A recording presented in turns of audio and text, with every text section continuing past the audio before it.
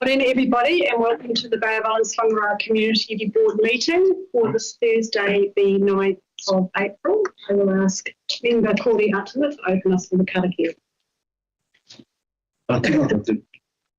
Ai te atua whakawātia te ngoa i rungi a mātou, whakawātia te taurekerekatanga i rungi a mātou, whakawātia te haupatoto i rungi a mātou ki maranga mai mātou ki runga, a tutu whakawhiti noa ki a tīna. All right, thank you, Corey. We don't have any apologies. Do we have any conflicts of interest today in our agenda?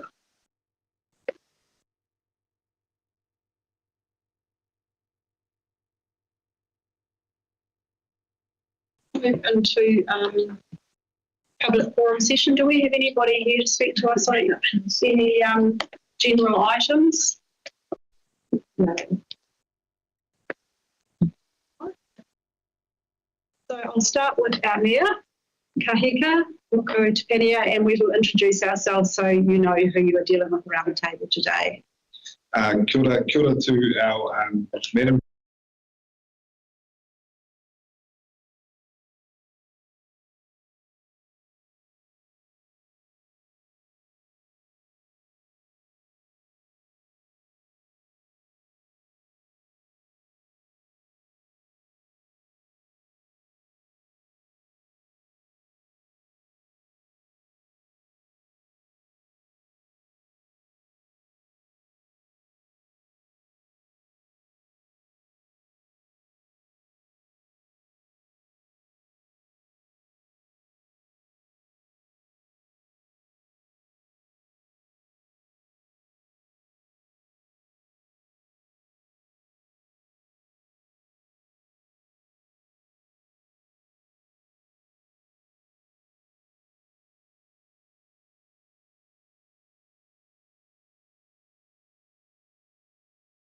The board.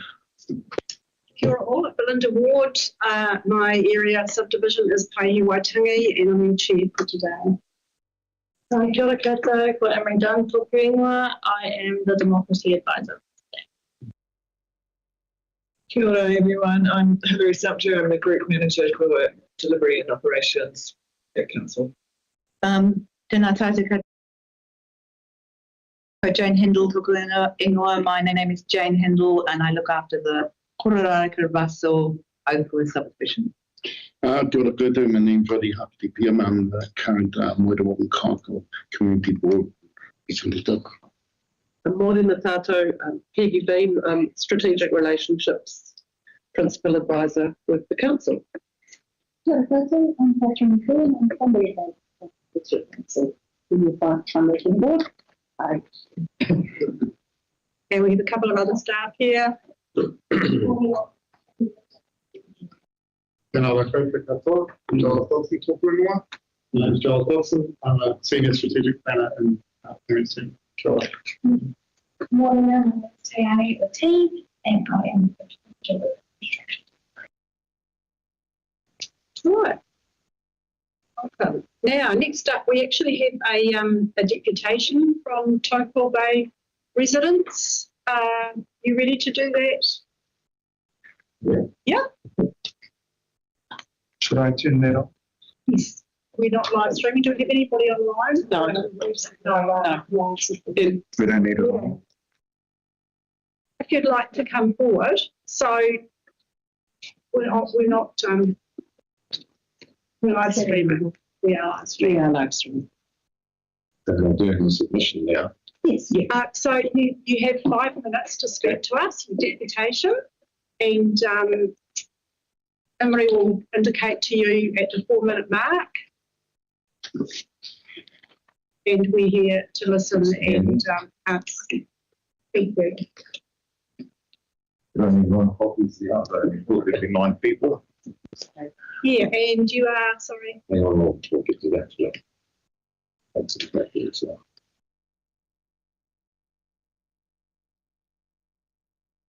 I hei wā mauri ora. Tui e te rangi, tui e te whenua.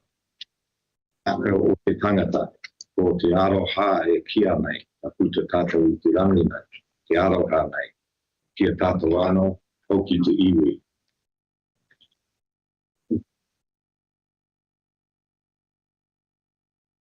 o te Māori no te whenua, o te ihi no Ngāti Rua. Ka tūtei rangatiratanga ki Taupo Bay.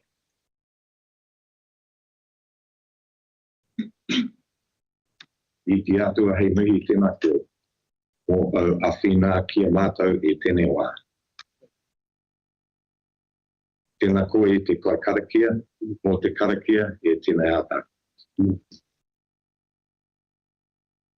Ko ngā toki mata whauru e te waka, ko ngā pui te iwi, ko ngā pi hau te hapu.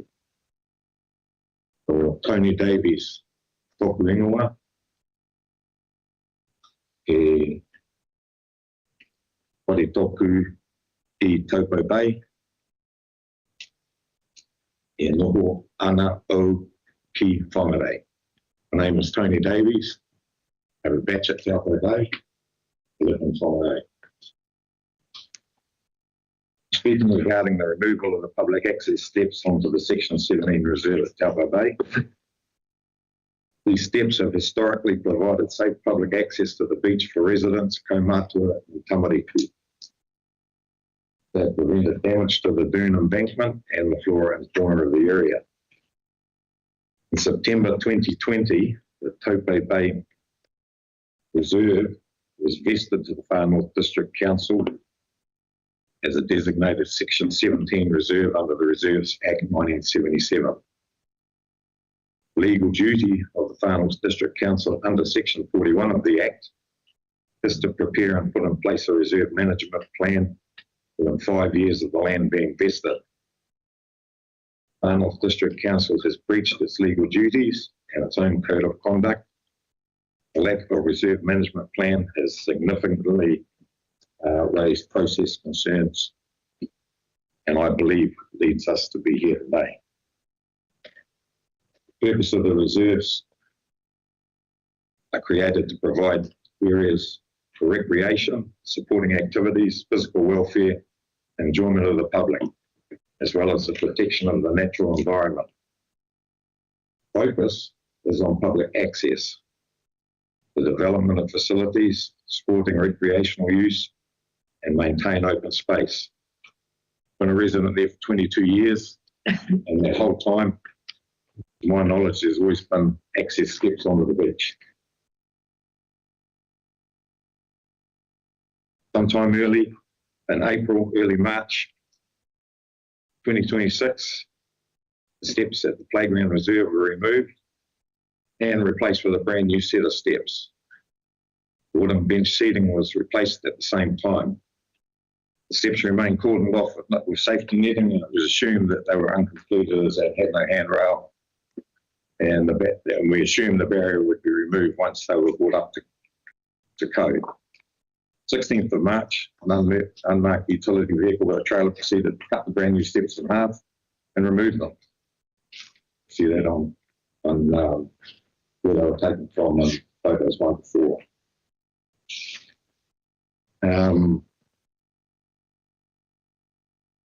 Our concerns are that the steps and seats were removed without consultation with local residents, mana whenua, regular users of the reserves. Removal of the public infrastructure without a management plan raises process concerns, creates significant health and safety issues for visitors trying to access the beach. The entire process has not been transparent.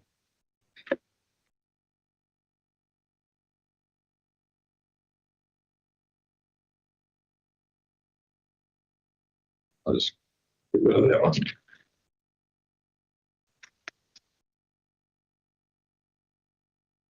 And safety, the removal has reduced safe access to the public beach.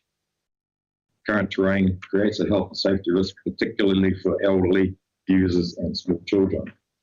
Flat access 20 metres away, as stated by FNDC in its press release, does not exist. It's photograph 8.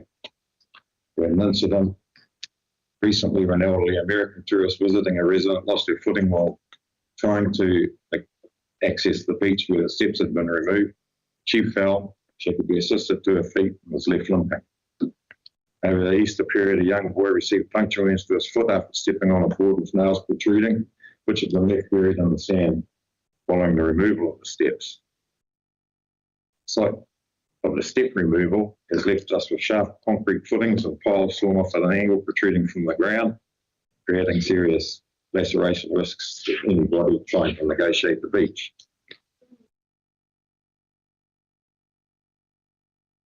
A licence to occupy. At public meeting, we were told we needed a licence to occupy. A licence to occupy is typically granted at 5 years or 5 + 5, with 10 years being the total. This is problematic because normally for private benefit, they're normally issued for private benefit for boat sheds, etc. Steps of public access infrastructure. They would be council owned, they're council administered reserve. Far North Council is the legal occupier and therefore no licence is required to occupy their own land.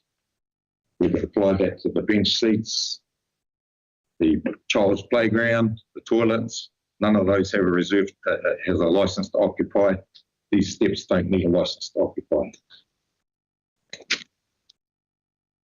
Our requested outcomes are acknowledgement there is no need for a licence to occupy, approval for the reinstatement of the 3 sets of stairs that were removed as marked on the attached plan, approval for local LBPs to construct the new steps in compliance with the building code and refit, to be commenced after approved plans and budgets have been submitted and approved, reinstatement by the Far North District Council of the sets of wooden bench seats at the reserve end, which were also removed.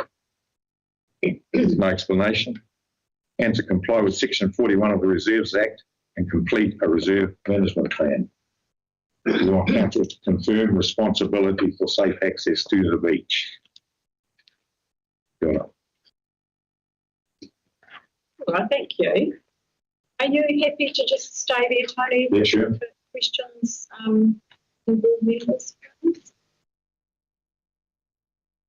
Look, I was only just handed this a couple of minutes before the meeting. This is the council's response to why the steps were removed. It would appear they were inspected. They were there as a result of a complaint about private steps onto the beach. They seem to have heaped the public steps in with the private steps, saying that they're encroaching. They can't encroach on their own land. Council-owned steps on council reserve, they were removed because of one, encroachment, second part being health and safety. We want to know what the health and safety inspection was, who carried it out. We want to see the report, why they were deemed a health and safety risk, what could have been done to make them compliant prior to removal.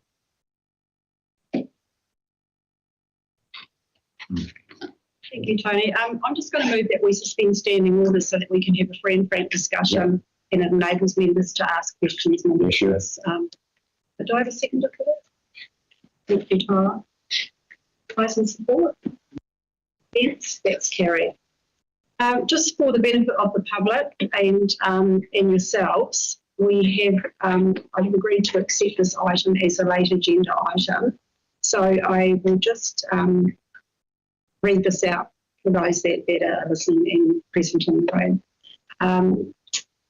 Before we actually proceed on this, I need to advise that there is a report to be considered today as a major item that is not on our agenda relating to Taupo Bay steps encroachment. The reason this item was not included on the agenda is that the public meeting with the Taupo Bay community to discuss next steps was held on 31st of March 2026 after the agenda closing deadline. So I didn't actually read that in the preview. The outcomes of that meeting directly informed the report that is now here with us today. The reason that the item cannot reasonably be delayed to a subsequent meeting is due to the ongoing concerns regarding public safety, access to the beach and impacts on the dune environment, and a clear request from the community for timely governance direction.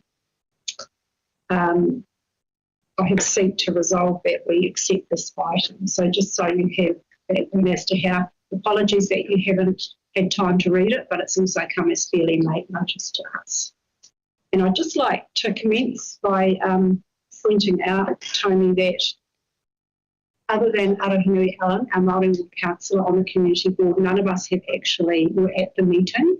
Yeah, they're not board members, Okay. community board members, but I do acknowledge them for being here, certainly, and fronting up. So just so you're aware that reserves are a community board delegation, Yeah. and anything relating to the reserves will come through us, and we will make recommendations as a result of that to council, and decisions are made at the council table where I will sit, but I do not have voting rights. So that's where we're at as a board. So And the time frame for that?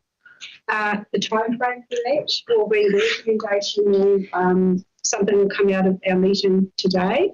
I will probably go into public exclusion with that so we can have a really free and frank discussion around what that recommendation should look like following your presentation, digesting what you've given us today and the report that's in front of us, along with any further information that comes out from questions from board members today. So then that will have to be prepared to go to the next council meeting. So things don't happen overnight in a rush. It can take a month or two, but certainly we have moved to push this along. So I think that's important. Obviously, weekly, that's deteriorating. Yeah. It's just not nice to see when you go up there and you see that one's blowing sand straight up the third where it's starting to round up on top. okay, so I'll open the floor to members for any questions. Chair, before you do, the late paper is that being loaded onto council website? Have our guests seen it? They've been given a copy. But only today. Only today. No, it's not on the website. It would be appropriate, Madam Chair, to read out what the recommendation is in the report. It's not a PX item. Yes. So you've got a copy of that recommendation? Yeah. This one? Yeah. Yes. So the recommendation is that the Bay of Islands-Whangaroa Community Board approve the establishment of a working group to address public accessibility to Taupo Bay Beach from the reserve in a manner that is safe, compliant and environmentally responsible. And B, agree that the working group is to include representatives of the Taupo Bay community, elected members of the Bay of Islands-Whangaroa Community Board, Falmouth District Council staff, and be extended by invitation to Northland Regional Council. And C, confirm that the purpose of the working group is to collaboratively identify and recommend appropriate long-term solutions for beach access, balancing community needs, public safety and dune protections. That is the recommendation. Following our discussion, there may be amendments to that, but that is what's come in the report to us today. And once again, that was said, it's time frame. It'll still be there at Christmas on those steps. So we'll lose all that part of the beach around where the old steps have been if we don't act.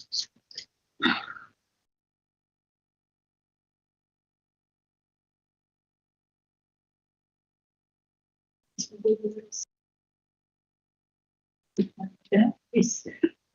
So in the paper that you just picked up, there are numerous photographs of steps, and some of them seem to be going to houses, some have got gates, some have got barriers. How many steps were actually there?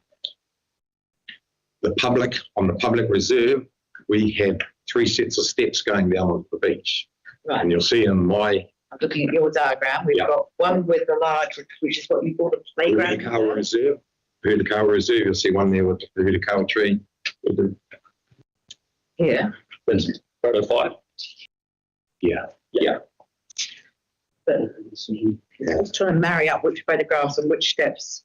This is photographs. We had a set of steps. 170s Purikawa tree.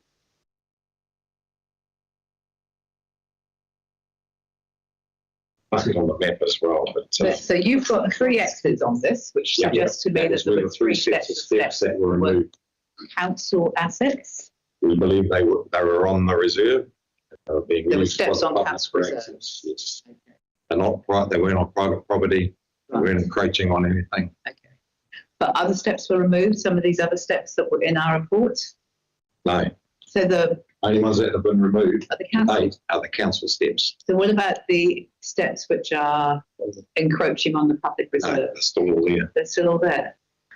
I mean, to us, that's not an issue to us. We're concerned with three sets of public steps. I get that. I'm just trying to get, because we have a report that you've got a copy of. We find it quite bizarre as well that as a result of a complaint being made about private steps, 3 sets of public steps were taken away. Yes. Do you have more photos of steps? We can see that report. We've got the photographs of a lot of those steps. On the private steps that go to private residents Yep. are also there because that's to their residents, and so we don't carry the liability. The steps that were on public land on our reserves that your community would have the delegation over were removed because we hold the liability over. One, they didn't have licenses to occupy, not even our own council one, I don't think. One council one didn't need one, but they were deemed to be unsafe and illegal. They were removed from our public reserves. The 3 that were removed, 3 public reserves are on the beach. Right. And all the other ones, which are private properties with gates and all the rest of it, they're still there. Yeah. And Are that's, they, sorry, Jane, are they encroaching? well, The property boundaries. well, they're even have runs the strip of the beach, so they're actually encroaching. They're the ones that need the license to occupy, not the council ones. I don't understand the story. And how many of those are there? It's the same. Well, it seems like lots, judging by the photographs. Chair, but there's 16 private sectors. 16? Good grief. But the issue at hand is Well, yeah, the public. for you I know, guys yeah. reinstating. As I say, they've been there since steps there for 22 years. Yeah. I don't recall. And so there were some that were there up until, was it March, that were then replaced. They were replaced with brand new ones, but when they never actually got to use them, they got cut in half and taken away as well. So And they were replaced by council. So we don't know. No, Chair, I thought was, my understanding from the report was that council did not know we had steps. We got, well, we I were told. I the believe, council I believe we had 1 set of steps. So the other 2 steps potentially could have been built by the community at some point. Possibly, Yeah, which is why the council didn't know that possibly. there were. You know, it's been up in there a long time. But it's quite possible that some of those steps got built by the community from the council's reserve to the beach. And therefore the council didn't know that they were. Yeah, quite possible. I think the main steps have always, as far as I've been aware, been council And we don't steps. know who rebuilt them. We believe it was the council. The council didn't rebuild. The council was saying they removed 4 sets of steps. Yeah. Yeah, so Well, you've only there's got- only 3 sets of steps that have been taken. Yes. So the 4th set is obviously you've removed the new set that was put on, the new set. But the council apparently didn't put them in. Well, no one from the community did, and no one's going to have that expenditure to put a set of steps in. And To have specifications. Does no, the somebody, new steps, the brand new steps aren't. They're there in the photograph. They're the ones with the log of water. Yeah. Playground steps. Playgrounds, yeah. can you look at the council report, Tony, and just identify which were the council steps, the ones that you believe were the council steps? Well, these 2 here were removed that are on the council reserve. What page is it? What page? Page, must be 7. Page 7. And the 2 with the yellow light reserving. Those 2 have been removed along with Bottom of page 8. bottom of page 8, which is the steps from the playground reserve. Right. So those are the new ones that were put in? No, those Those are the old existing ones are the previous. existing ones that were removed. New set got built, and they were barricaded off so no one could use them. But we noticed they didn't have a handrail. We just assumed that they're going to come back and put a handrail on, and then they got removed as well. Chair, I think we need to find out who built. Yeah, We need to find out who built this. I think this highlights the need for us as a board to do a site visit ourselves to see what residue is I think, left yeah.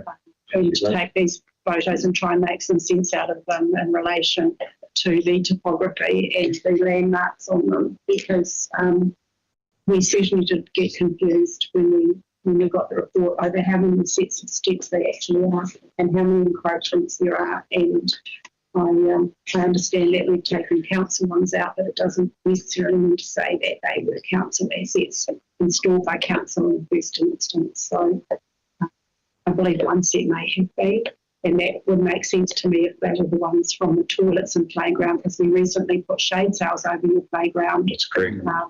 So Council are there today currently working on around the playground, but nobody's asked them what they're doing.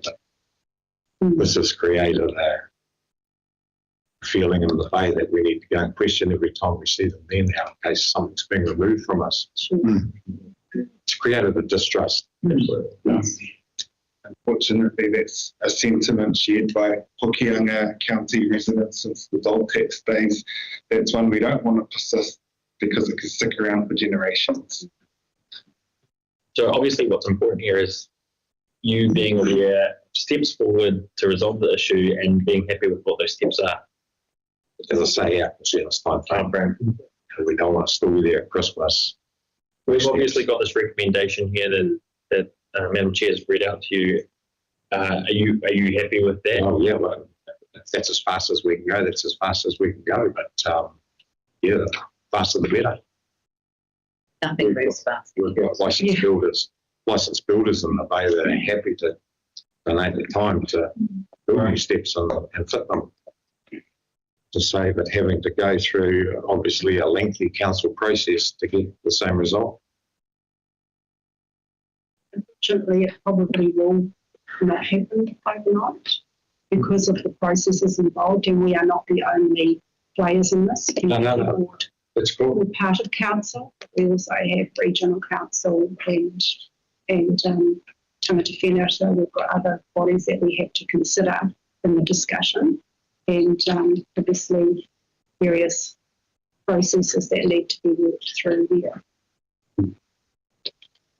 I mean, I think all we were hoping was we've requested a number of outcomes, and we just hope that, those are carried out. And I think namely the big one is a reserve management plan. It's 26 years overdue. There's been a lot of movement in that area over the years with reserve management plans and the way things have changed and the prioritising of them. And from a board perspective, we're working on one at the moment actually on Citizen Park in Rotorua.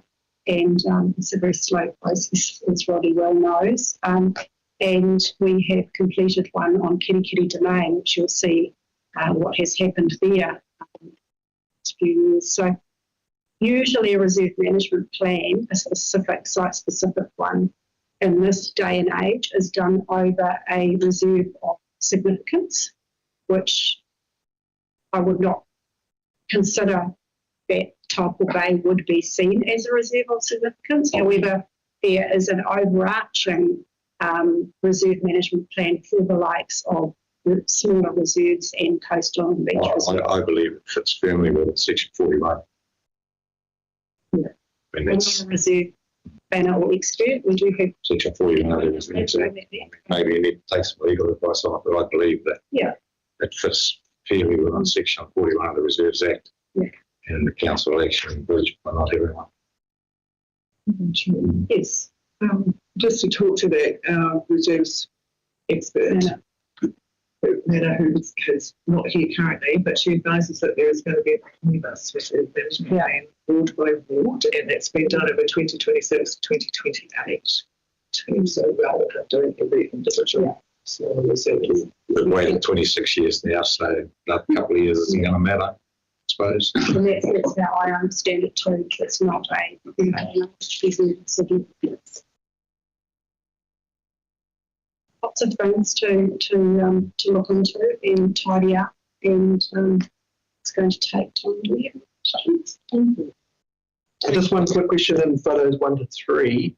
Is that concrete still sticking out of Yes. the thing? It's probably You something. see on the day of the meeting, Mark and I went there and we could just see the top of a piece of wood and dug around it. Like there's a footing that's been cut off at 45. Within 3 days, the wind had exposed all of that and exposed the side of the concrete footing. And I mean, you've got busloads of kit running up and down. It's an immediate health and safety risk. It can't be left like that. Does anyone put articles? Can I just want to make it to Tony and thank you for all the information that you shared. Like when you say 22 years, you know, you remember when the Kutai bit, you know, the Kutai rocks on the right hand side of the property, you know, you would have seen the erosion of the coastline, so I want to acknowledge, you know, your knowledge of the place, as well as acknowledging that, you know, my whakapapa lineage on both sides, so tangata and Ngāti Ukiwa. So, and as an avid surfer, even to today, I've been diving, fishing and surfing in Taupo Bay for years. So I just wanted to acknowledge the information you shared, but also the fact that you stepped forward and put your hand forward, you know, as a community member, but also as her kind of the fact that you put your name forward to be a part of what potentially could be a working group.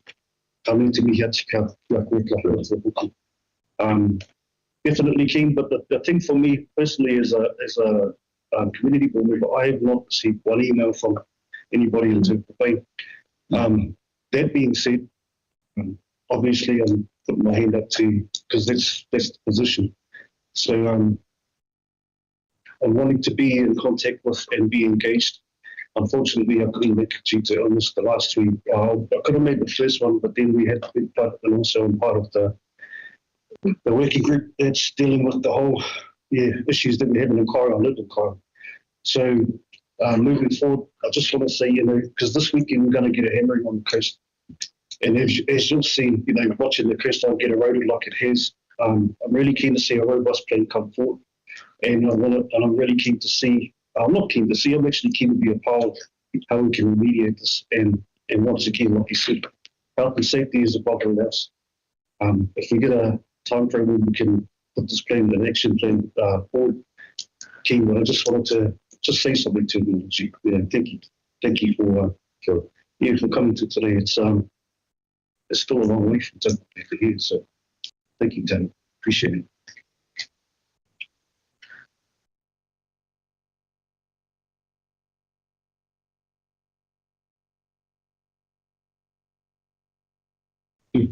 Thank you. Thank you very much. To come and present to us, and we'll deal with this item a bit later in the meeting, and with those 3 recommendations, and see how we can move things forward. And thank you for the extra handout. It's quite important. It's quite helpful, actually. That's good.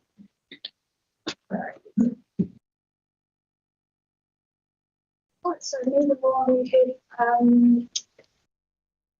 have for our funding applications. And first up, I have Shirley May on for the Bay Islands Country Rock Festival on page 72 of your agenda. You're still on these suspended standing orders you have reserved for me. Yeah, I'll move that. We go back. I'll second that.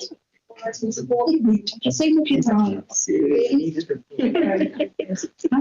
May. Yeah, okay. I wrote a song about that apparently. So I can see it.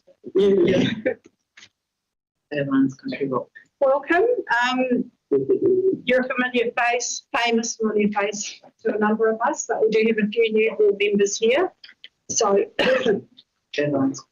they may have a few questions for you about the funding application. So over to you, Shirley. You've got 5 minutes. You know how we roll. And you might want to leave some time for Just questions. asking this year for the shuttle bus. That went up last year. We got the money from you last year, but we had to pay more. And this year we're kind of a bit of a panic because of the petrol prices. The people are going to, we're going to get the people up this year or not, whether they're going to come. And if it's funded, we don't get funding, it just comes out of the pocket. And I clearly put it up this year, it's just over 3,000 this year for the last year. So I thought if we can just ask for the bus, well, that would be, rather than ask for the other stuff that we'd normally ask for in the years would be media stuff. So if we can get help with the bus, that would be more than enough. Thanks, Shirley. And how many venues this year? Well, we usually have 6, but Twin Pines has just pulled out on us. She's away to, I think she's leasing her hotel. I don't think the people that are running it have done anything like this. We don't know whether we've got them or not. We're just talking to another outlet at the moment, hoping we might get the outdoor Swordfish Club and maybe even the ball, I don't know. I left it up to Michael to chase that up. And this is predominantly to relieve car parking and drink driving. Drink driving is the thing. Yes. The police come down pretty heavy with that. Any questions for Shirley? Through the chair, Shirley, have you got the other funding sourced yet, or are you still waiting? No, we're still waiting. So what would happen if you didn't get the funding? We don't Cancel this year? We don't know whether Pub Charity will come on board again. It's, they'll give you 20,000, but already our accommodation bill is up just under 50,000.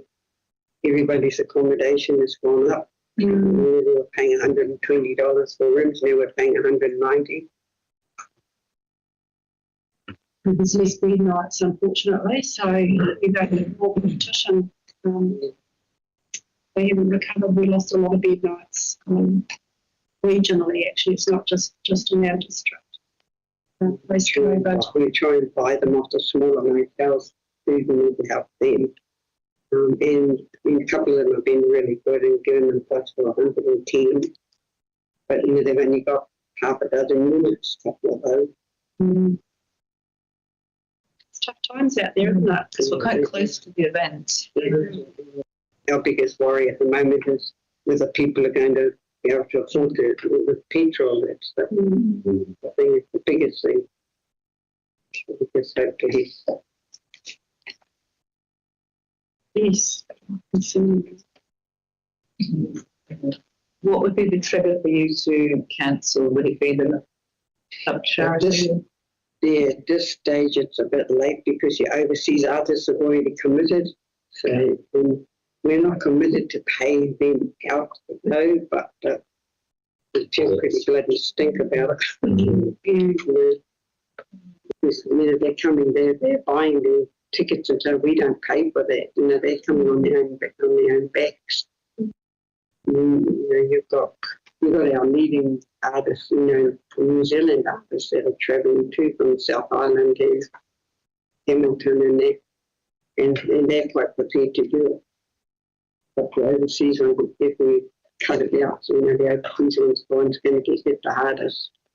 And the motels are going to get hit because of the no income this month. Through the chair, have you started selling tickets yet, Shirley? Yeah, we just started, but they've been really slow. Once again, we feel they're just waiting to see if the petrol prices come down or not. We're down probably about 800 badges sales at the moment, what we normally are. It's a lot. Wow. And typically you're expecting somewhere around 1,200? Yeah, around that 1,200, 9, 12. Yeah. And without that, it's probably the state of the roads and the weather events are not helping permitting at this point. Yeah, they sort of start thinking, right here, and then get blood powder to go up there. And so one minor question, how do you recognise the community board support for your event? What do you mean? Like previously, how have Have you? you acknowledged that we That's always gone into our program, your guys' logos. right? And it's always on our website. It's probably still on our website from last year. Yeah. Those have just stayed there, and then the book's already started to be printed, and it's already in there. Okay. You know, so we had a year where we didn't get it, but we still put it in there. Previously. No further questions. Thank you. Thank you, guys. Take Sure. care. We'll make the decision a little bit later. We can be in touch. Yeah. Thanks, Shirley. Okay, we have no other speakers. So moving on, moving on to item 6.1, recommendation at the Islands-Whangaroa Community Board confirm the minutes of the meeting held 12th July 2026 of the true and correct record. I do have a couple of amendments. Do I move to a second, Jane? Thank you. I picked up a couple of. Yes. Yes. Shirley? Just quickly. Yeah, sure. Yeah, there was just a couple of minor typos. One was that I closed the meeting with the karakia when in fact I opened the meeting with the karakia, and the spelling of one of our deputation people that attended was incorrect, so I applied the correct surname spelling. Through the chair, I have made those changes to the minutes, so I thought there would be more, so I cannot publish them. No. Anything else? Okay, so with those two amendments, I move Jane seconded, all those in support. Against? Carried. Let's go to item 7.2, so Tony doesn't have to spend all day here because we may have a bit of discussion around the clinical urban design framework. So I'd like to change the order page of the go to page 44, please. Sorry, Tammy. Am I all right to use the paper? Don't reach the ground, I'm publicised.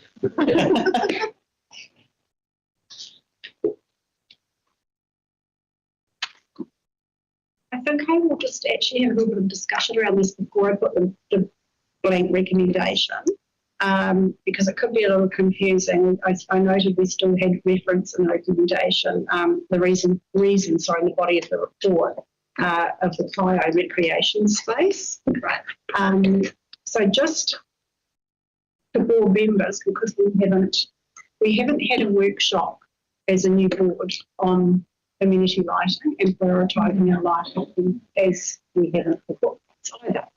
So this is this budget is sitting there now, and we need to allocate lights towards it. So I received an email from staff and instantly thought we've got time to workshop this between this and the agenda preview and come up with anything. So what I did was I got out the strategic plan and looked at it and looked at the criteria for the amenity lighting. One that did come up in our strategic plan that Charlie mentioned to me was Cobham Road. The Cobham Road light, car park light, I'm assuming is the car park where the bowling club is, and we actually have probably mitigated that issue by putting 2 lights at the end of the domain as part of the completion of the residential domain there. So I then looked to what other projects have been completed. Now, there's been so much happening around Kitty as to what's been completed in the area that fits the criteria in the last couple of years. And particularly I looked at the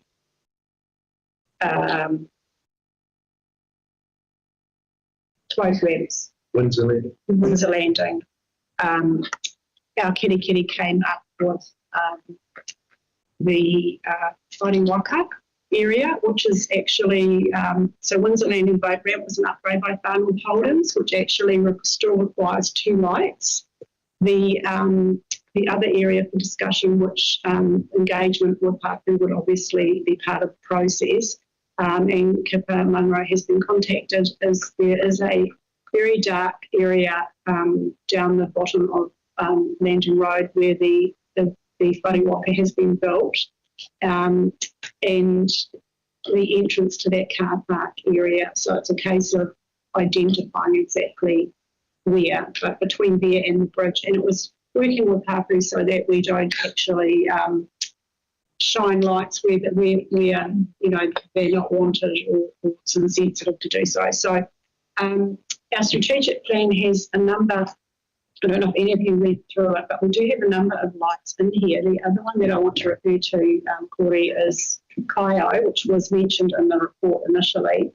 In our strategic plan, we actually had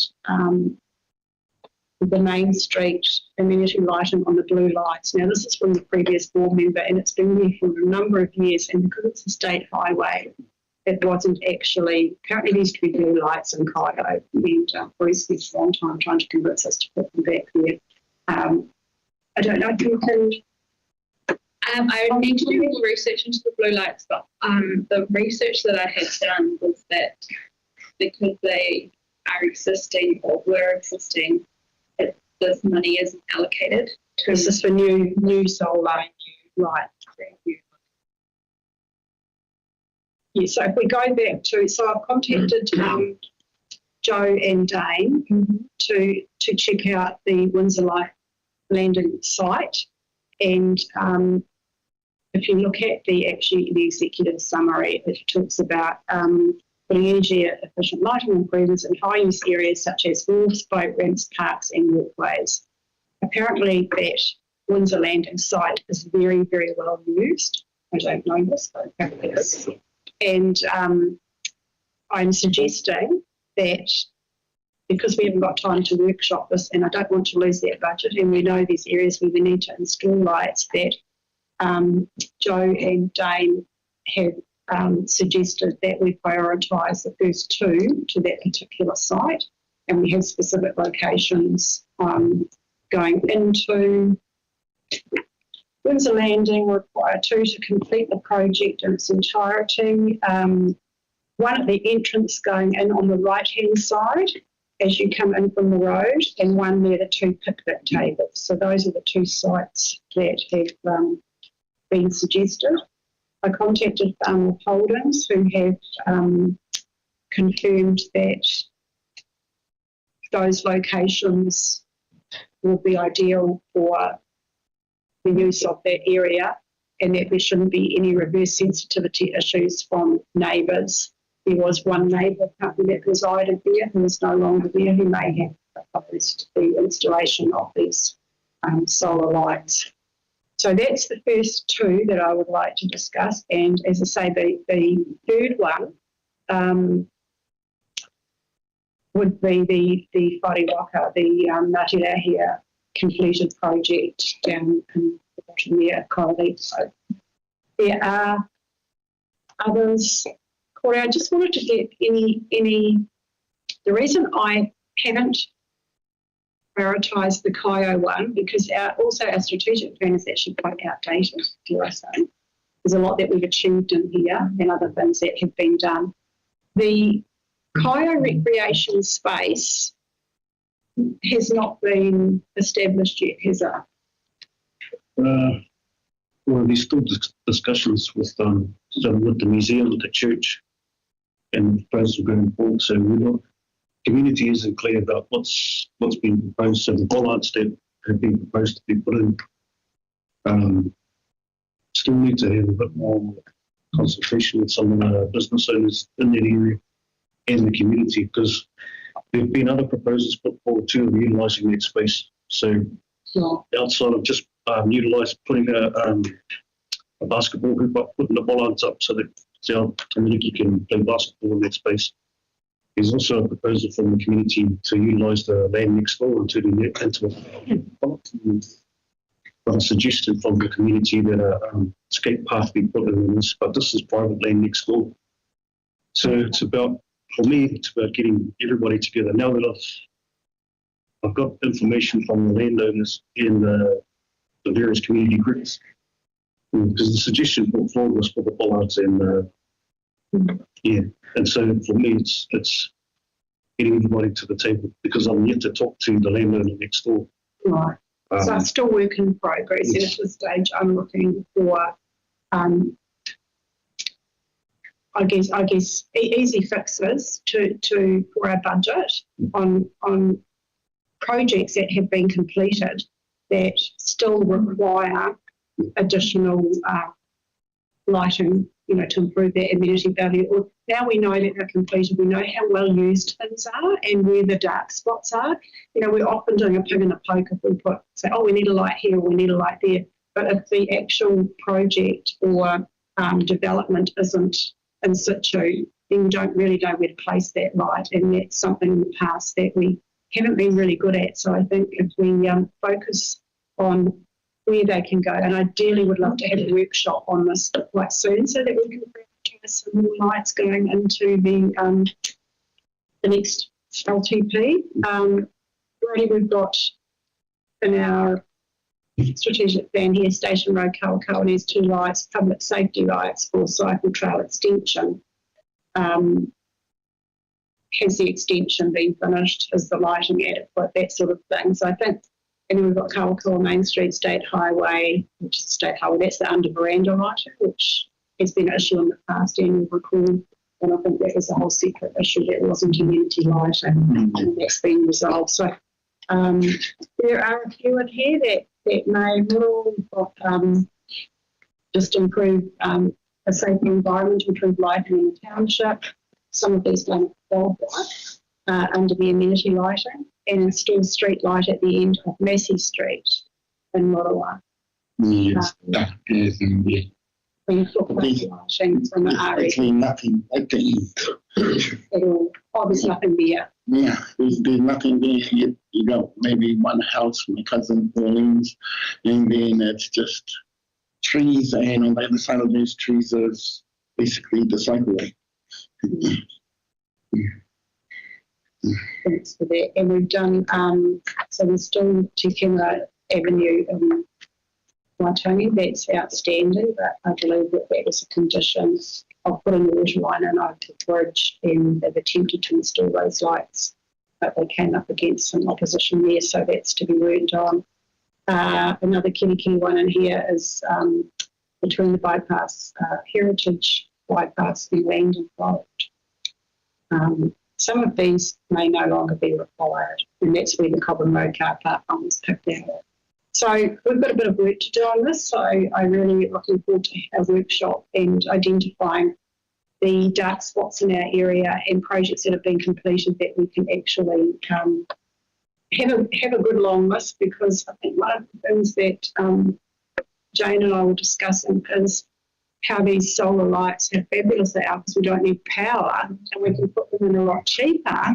And I'm thinking maybe we can do more bang for our buck when I look at this. So I'd like to at least put the 3 core that I had suggested, the 2 to complete the Windsor Landing boat ramp car park area and picnic area, and the 1 for the Whariwaka area.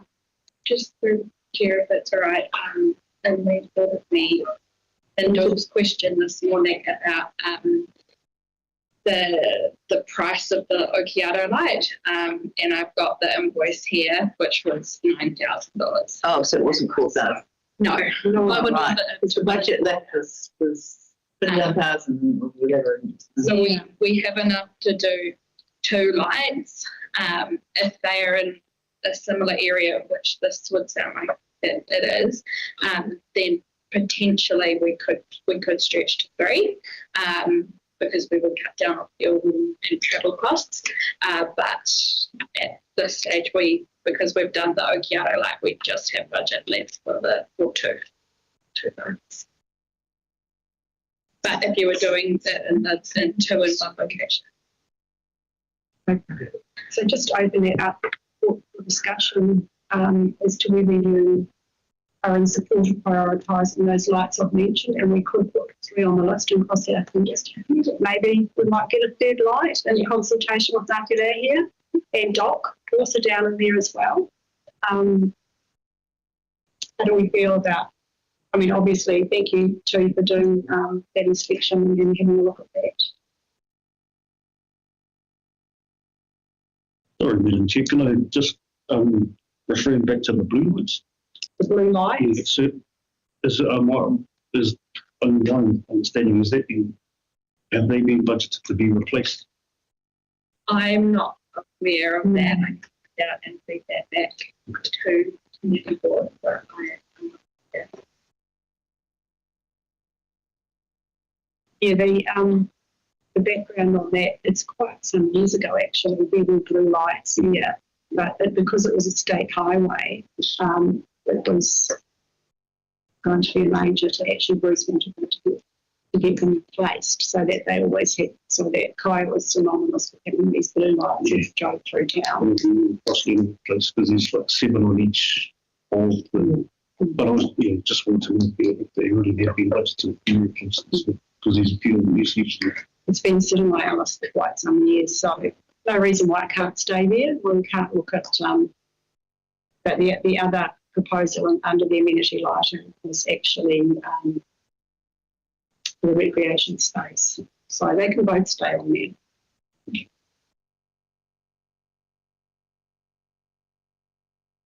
Discussion. Everybody happy that we use our existing budget? Yeah, on those lights. Okay.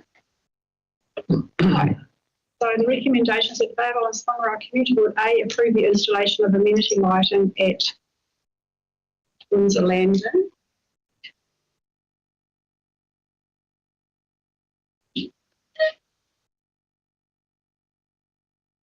And Landing Road, let's put it in. And Say no. yeah, Put it in. wishful thinking going on and Landing Road. So I will put Buddy Walker location, Buddy Walker / car park entrance. Oh, it's got and recommend that's for the third license to put B. Okay, so we'll do Windsor Landing. It's identified in the Bay of Islands-Whangaroa Community Board strategic plan. They weren't specifically identified, but we do have boat ramps and boat parking and some other things up there. So happy to leave that. And B, recommend Buddy Walker car park entrance for further investigation to become a third amenity light.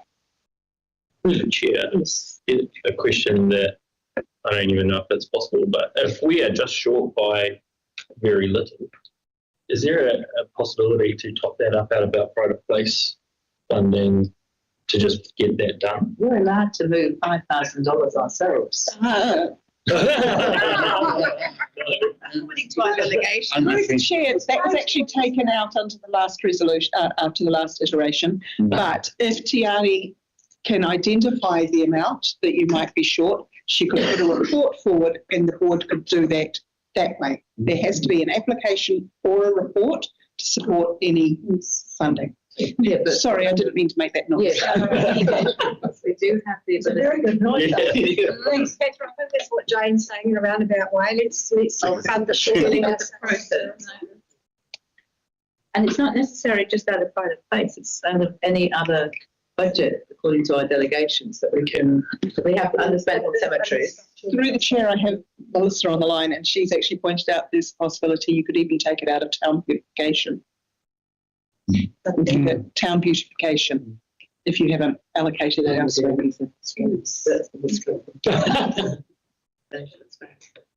Okay, to put parts in town. Absolutely, it's not my budget. Anyway, Can we, so Kelly, we I need to just include that somehow I in acknowledge recommendation. your, Yeah. okay, so we will see that the board. Did you two have to go and water in the dark? Thank you for the university. Used to go fishing. Finishing your fish on the table. There's tsunami sirens down there as well, so that needs a bit of security.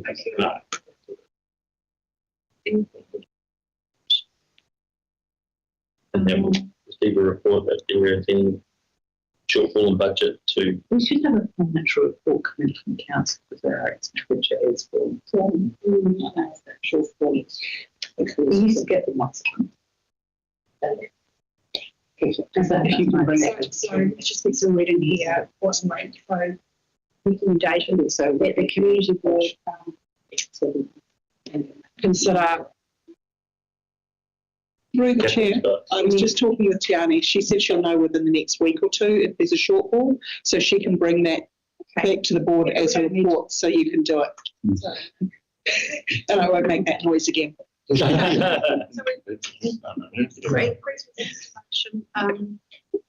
Just by sites,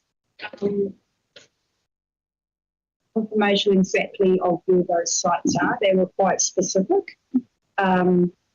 One at the entrance going in on the right. But would you like to get details from Dave and Joe? And the other one. Would be appropriate that if when I meet the contractor on site that I can be there. The other one's Like, I would-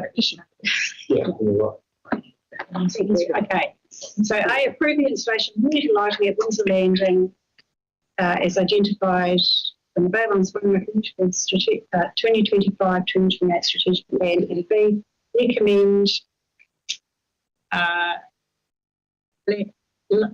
this Landon Road down the bottom here, isn't it? Recommend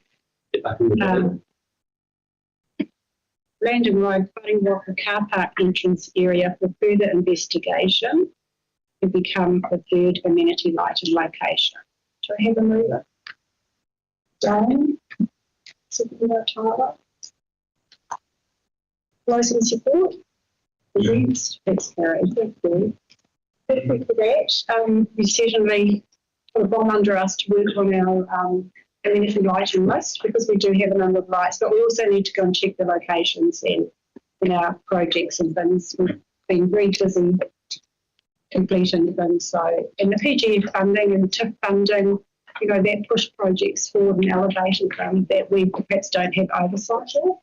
So it will be a really good workshop for us to have with the new board. Thank you.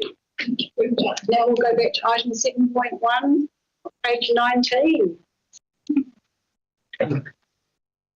Welcome, Giles and Tammy. The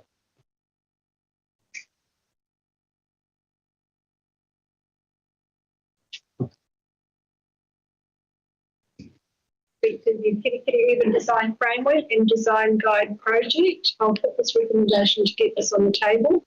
That the Bay Islands-Whangaroa Community Board receives this report and A, endorse the recommendation to Te Kukupa Committee for Strategy, Policy and Regulation to narrow the focus of the Kirikiri White Paper Urban Design Framework Project to Kirikiri Alive.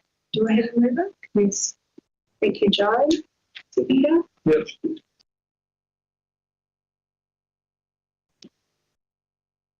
To you, Timmy, Giles?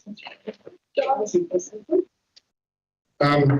So the report does two things. It introduces the urban design framework project for Kirikiri, and it makes a recommendation that the existing item in the Te Pātukurea spatial Kirikiri Waikato spatial plan, which recommends a urban design framework for Kirikiri and Waikato, that be altered to focus specifically on Kirikiri Alive. Several reasons for doing that. And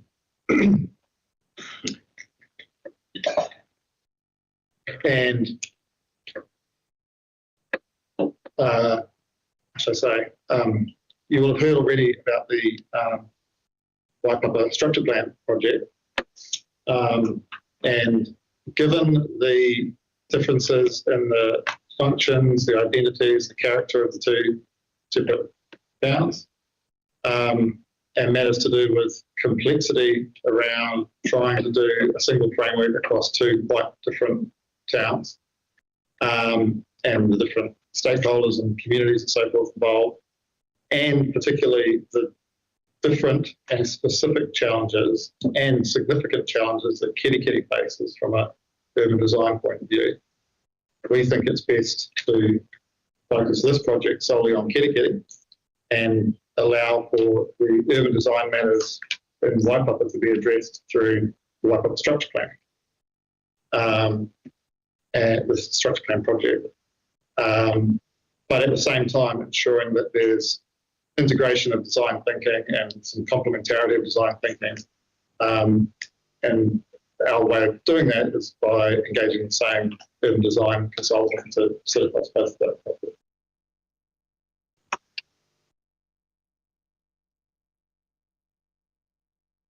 Questions? Yes.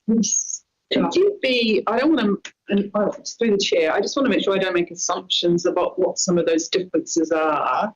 So maybe you could just give a couple of examples of the more significant differences between the two townships that you believe are sitting behind your recommendation.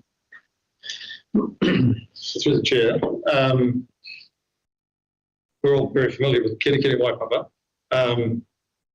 They're different in their structure and their layout and so forth. Waipapa is within the spatial plan, Pātukuria is scheduled for some expansion of commercial, industrial and housing land, and therefore requires the structure plan.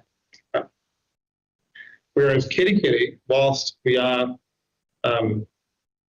foreseeing change over time, that is to say the medium density housing in Kirikiri, at the same time we're very conscious of the existing urban design issues that are specific to Kirikiri. We heard that very clearly through the Pātukuria project. There are existing issues that I'm sure people are aware of around traffic.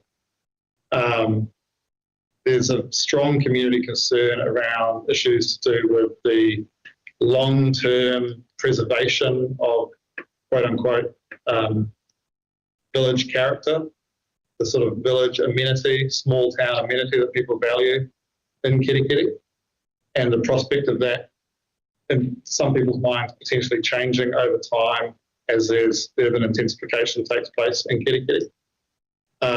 There's also very significant commercial and urban development forecasts, for instance, the Turnstone block, the gum trees that came down the old big land, and that's going to be incorporated in Kirikiri Central Business District. So we see those differences as being significant enough to require a specific focus on Kirikiri, and then the structure plan being able to take care of the urban design matters and strong community interest in addressing these issues in Kirikiri as well. And by contrast, the community perspectives on the key issues to do with Waipapa and its development that we heard recently through Pātukuria, for instance, were different. So people did talk about urban design matters and so forth, but matters of flooding and the commercial development and so forth were more to the fore, whereas you will have heard, I think, many people talk about the need to preserve and think for the long term about Kirikiri's quote-unquote village feel and identity. That all makes sense. And you talked about still ensuring some linkages between the two through putting, did you say the same planner on both? So there's an urban design consultant. Sorry, urban design consultant. I was just going to say, both projects are on the same team. So they're overseen by the same team leader. There'll be staff that will be interchangeable in both projects. So that will also help with integration because it's a small team and they'll be working. I think that's my other concern is that I can understand that they are quite different areas, but they still kind of need to be complementary. And that's right. You can't just design one separately than the other. They still need to be designed cognizant of what else is going on in the other space. Absolutely. Yeah. And I think if we think about the way the towns currently function, they are complementary in that sense. Yeah. And therefore they need to be planned in part for the continuation of that function. And we think that what we're proposing will achieve that. We're in the same team, obviously, in Tammy's department. We're using an urban designer across both of the projects. The urban design work contemplated within the structure plan is going to be less. There's going to be less work than being the key person in the Kerikeri urban design project. The reason being, the urban design matters for Kerikeri are very significant and need the focused attention. But the other thing to mention as well is that the community reference group, which you've also already heard about, and has been established now and is about to meet next week. Tyler and Joe are both on the reference group, are going to be sitting across both of those projects as well. So that community reference group will be receiving advice and participating in discussions and workshops. So with Waipapa and with Kerikeri. So there's that opportunity as well for the maintenance of that complementarity and that interchange of ideas and so forth as well. Yeah, sure. I think what we also need to acknowledge, we're responding to what we feel is based on information we have. Yeah. But if we find working with the community, working with the advisory group, working with the Haparogo says, no, there's something you need to connect the dots better, then we will adapt the work. Can I indulge one question, Madam Chair? You've outlined, I think, some of the disadvantages and advantages, but is there any specific risk that needs to be managed or mitigated by having a separate approach? To the Chair, well, there might be some community dissatisfaction that we're perhaps not paying as much close attention to Waipapa from an urban design point of view. But having said that, we are structure planning for Waipapa. And the matters which are, we think, most significant in Waipapa, like where is the additional commercial industrial land, the long-term future of Waitangi, although that's I'm less certain as to how that's integrated with the structure plan thinking now. Those are important issues for Waipapa. They're different from Kerikeri. So we're hoping that the right kind of attention to each community is being delivered through these projects. So hopefully that will go some way in allaying community concern. The other thing to bear in mind is the complexity and potential loss of focus if we were to say urban design framework across two towns and then try and do that. We might get a different kind of community dissatisfaction or a loss of focus on the Kerikeri issues, which are at the forefront of a lot of people's mind. And you can imagine when you're starting to do broader community engagement than simply the reference group or working with Hapu Opu, you're talking to the members of the public, you're trying to articulate integrated design ideas, but you're talking about two quite separate towns with quite separate pressures, and so that can, and different stakeholder groups as well. That can get a little bit contradictory, we think, and we're best to keep it separated. Through the Chair, with all our projects, we do a risk assessment, and if risks evolve or change over time, that's when we also adapt the work program. So if, for example, issues are identified as we move forward in the project, then that is a trigger for changing the approach. I just want to sort of get clear in my head a little bit around what you're talking about. As it feels like there's obviously a real need for a linkage and functionality between the two towns, but maybe quite a bit of a separate feeling around sort of character and feel of the individual towns. I don't live in Waipapa, but I consider myself a very, very firm member of that community. And I think like there's an identity out there that Waipapa is its own place. So I think there's an appropriate approach there. But I do think we really need to give some comms or some real. I think there's a need to make sure that Waipapa is mentioned there in a just like, hey, we're absolutely going to address this as a part of this structure plan. We're going to have a clear commitment to Waipapa that there will be some sort of urban, design framework as part of the structure plan. Is that normal in a structure plan process? I'm not too sure. Yes. Structure plan will look at things like that. Okay. And it can be adapted to the direction the structure plan goes in. There is also obviously some question over as to where all the development will occur at Waipapa. There's where the land gets activated for something else. Sure. So it does enable you to look at those different things. That would affect your your urban core, which is it's obviously we're trying to create because we're signalling it's going to residential focus as well, where historically it's been that big box. Yeah, and industrial. Industrial. But no, I do agree. Our problems have to be very clear that you're not leaving town. And I was waiting for you to answer the question that I sent in the email yesterday. Not clear. I'm not a planner. I don't speak your language. I don't know what you mean when you talk about urban design. So in my email yesterday, I said it was a connection and the stories changing. We're actually talking about infrastructure, water, stormwater. So can you clear that up for me first? What are we actually talking about there? When we did the three-part Korea, all those hyperlinks took us through to all of those reports and addressed all that. So there's a gap in my mind between what we've done, what you're planning to do now. I just like that gap that we really offer. So the spatial, through Madam Chair, the spatial plan sets the overall high-level pattern of development, essentially. Right? So it says, broadly speaking, this is how the future of Kirikiri will develop, and you know there's an intention to intensify housing, for instance.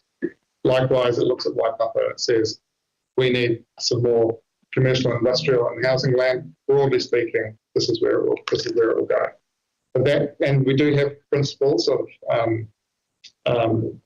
accessibility and resilient infrastructure and so forth and so on. But that then doesn't tell us how the look and feel will be, right? So as Kirikiri changes over time, what will it look and feel like? What will be the I suppose, amenity in the town? And this is where the framework work comes in. Important in that part of the project is setting the long-term vision for a town, Kirikiri in this case. What do people want it to be like in the future? How do they want it to function? What connections do they see? Concerns around the CBD, so forth and so on. The second thing that it will produce will be a set of design guidelines. You can understand it as a part one or a part two or two separate outputs, but ultimately there'll be a set of design guidelines which looks to shape the way the intensified housing is, I suppose, its amenity, its look and feel, but also the streetscape and also the commercial development in the CBD. That output is essentially guidelines for developers. This is what we think the housing should look like, how it should function, the different typologies, so forth and so on. Whereas the framework is more about the big picture. What's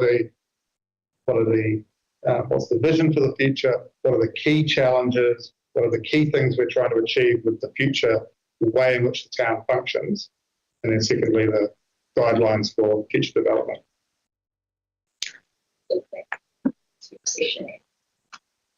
Good chance. I think how to word this, Madam Chair.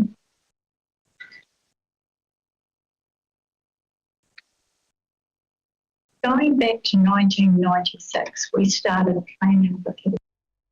Since 1996, I've been involved in structure plans, spatial plans, traffic management plans, urban design guidelines, and we're now at 2026. Does it feel to me like we have captured any of that work? And we want to now start again. Our growth doesn't sit here and make us put boxes on. And we are in the process of retrospectively trying to address crises such as stormwater, sewage, potable water, parking, traffic. So I'm trying to see how this is going to move the dial, and the people that come after me will not be sitting there having the same conversation in 30 years from now. That we've sat here and we've had all of these wonderful studies and wonderful theoretical conversations with the community about what form and feel looks like. Nothing's changed on the ground. And I am particularly concerned about what is happening in Waipapa.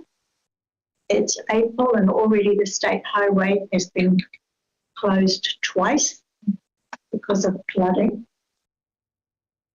We've got another weather bomb going to hit us this weekend. And yet consents are continuing to come through. Bin Food's the latest. If anyone has to see the size of that footprint, strongly encourage you to go out there and have a look at the size of impermeable surfaces that are going in at Waipapa.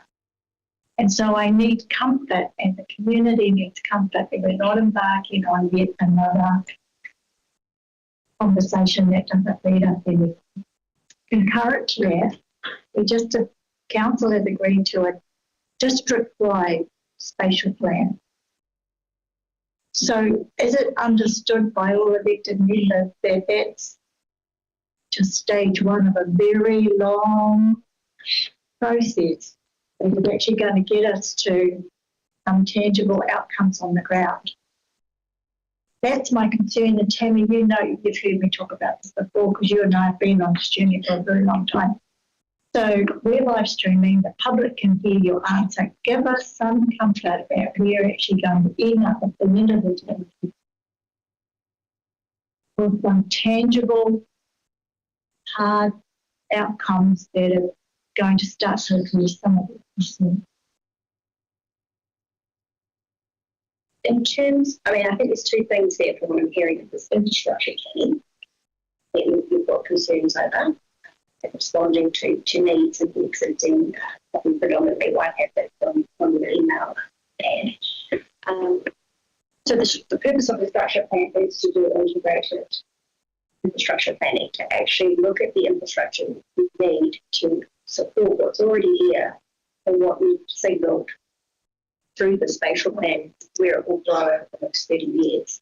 So that is a very key tool to enable us to move forward in that space.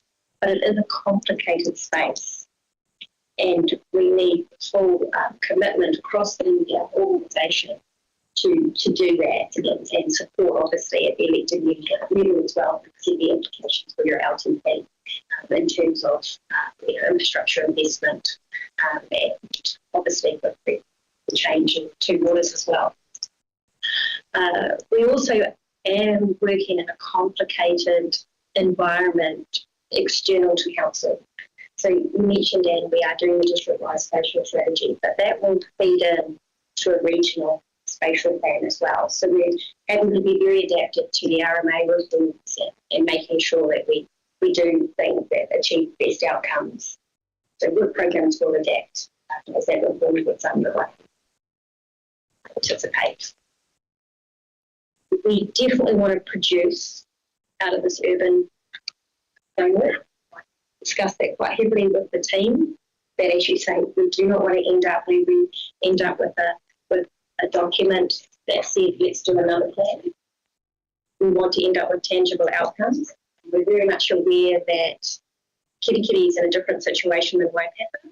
It looks likely through a proposed district plan process, you'll have more activation, and there's immediate concerns and needs to respond with pressure and demand, and it's got obviously the infrastructure that allows that commercial activity happening to start happening in advance of, say, at Waipapa. So one thing we've also built into the project is there's a first stage gate. So when we've worked with the advisory group, done the first round of engagement, if we find through that process, as you say, that we already know there's been enough discussions, there is clear direction as to what is going to be achieved, then we can adapt the program and move forward into more of tangible things being produced. Because we don't want to just have the same conversation. So if the community is ready to move to on the ground, and it moves more into, I suppose, what some people might call master plan, we're ready to change course. We don't want to have the same conversations if our community feels like we've already told you what we want to happen. Just get on with it. So let me give you a practical example through you, Madam Chair. And I can't remember how long it's been on the table. Kerikeri Ring Road. That's been on the agenda for decades. So long that the council started buying properties. We own 17 or 19 properties. We've engaged Kika to start the designation process. So we can get on. We've made multiple applications to NZTA for the funding to actually turn a concept into bricks and mortar. Where does that sit in the framework?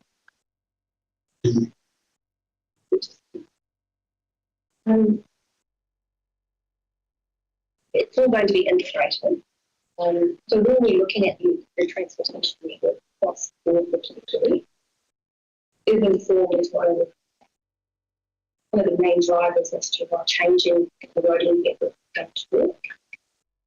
And with support, for example, notices of requirement. So we will complement that process of support.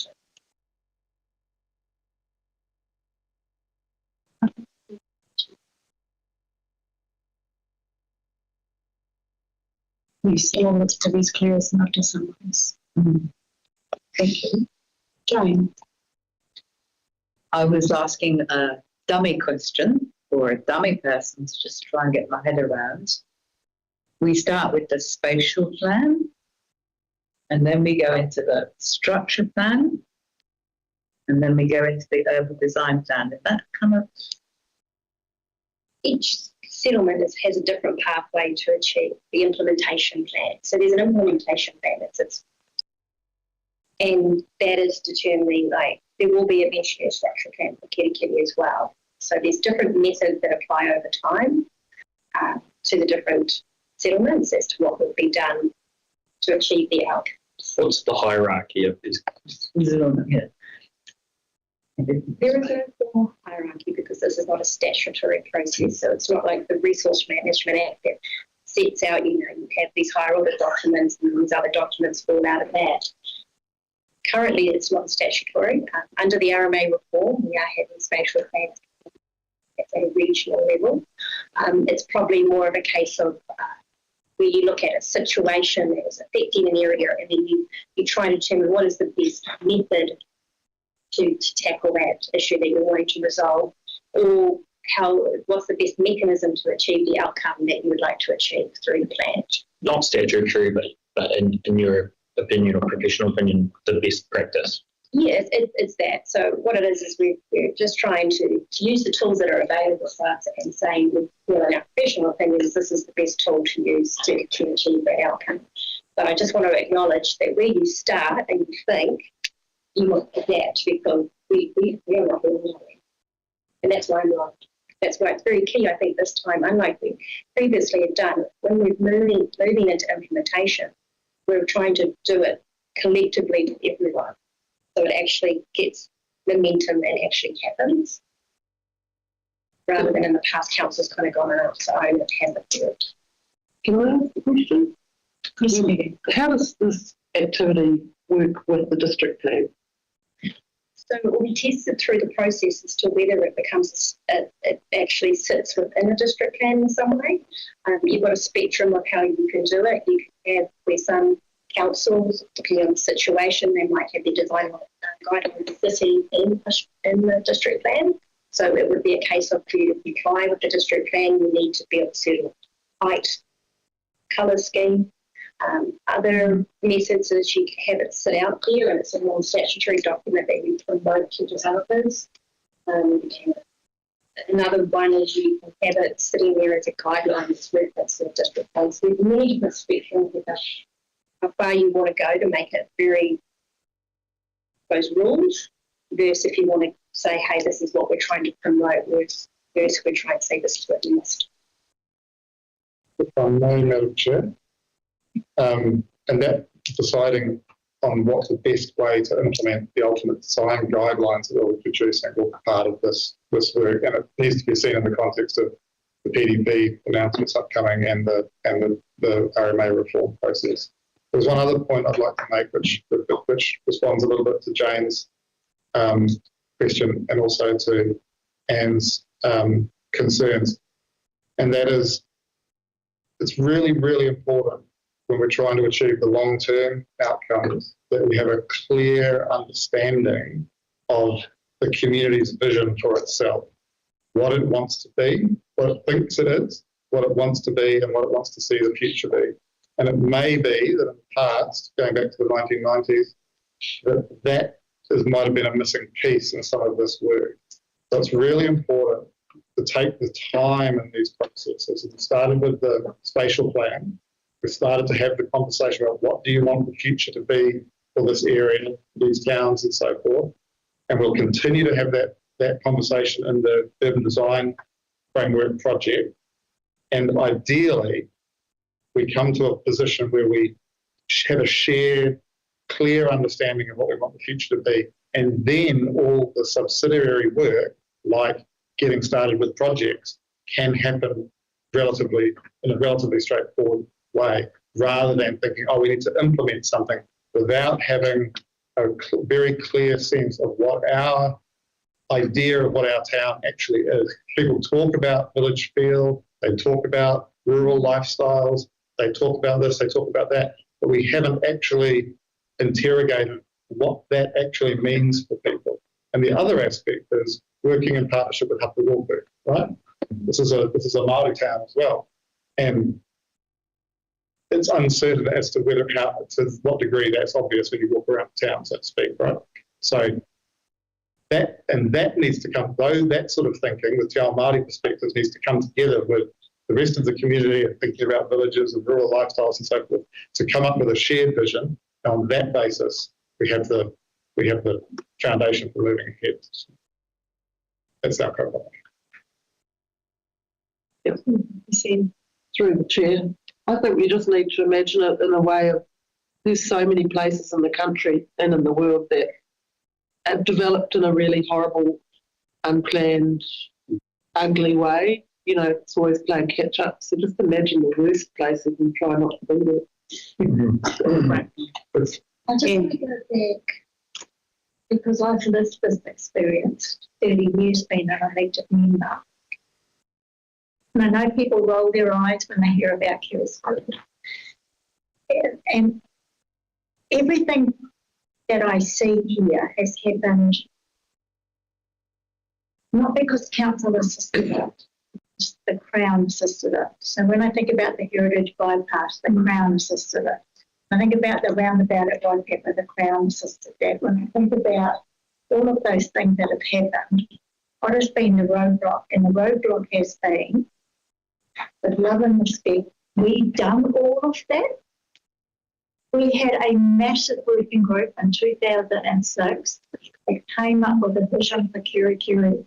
We had all that consultation. We discussed with the community, what do you want the town to look like? We had colour palettes. We had landscaping designs. We had themes. We had bilingual signage. We did all that work. We did the structure plan in 2007. We've done about 11 traffic studies, and every single time they just sit on the shelf.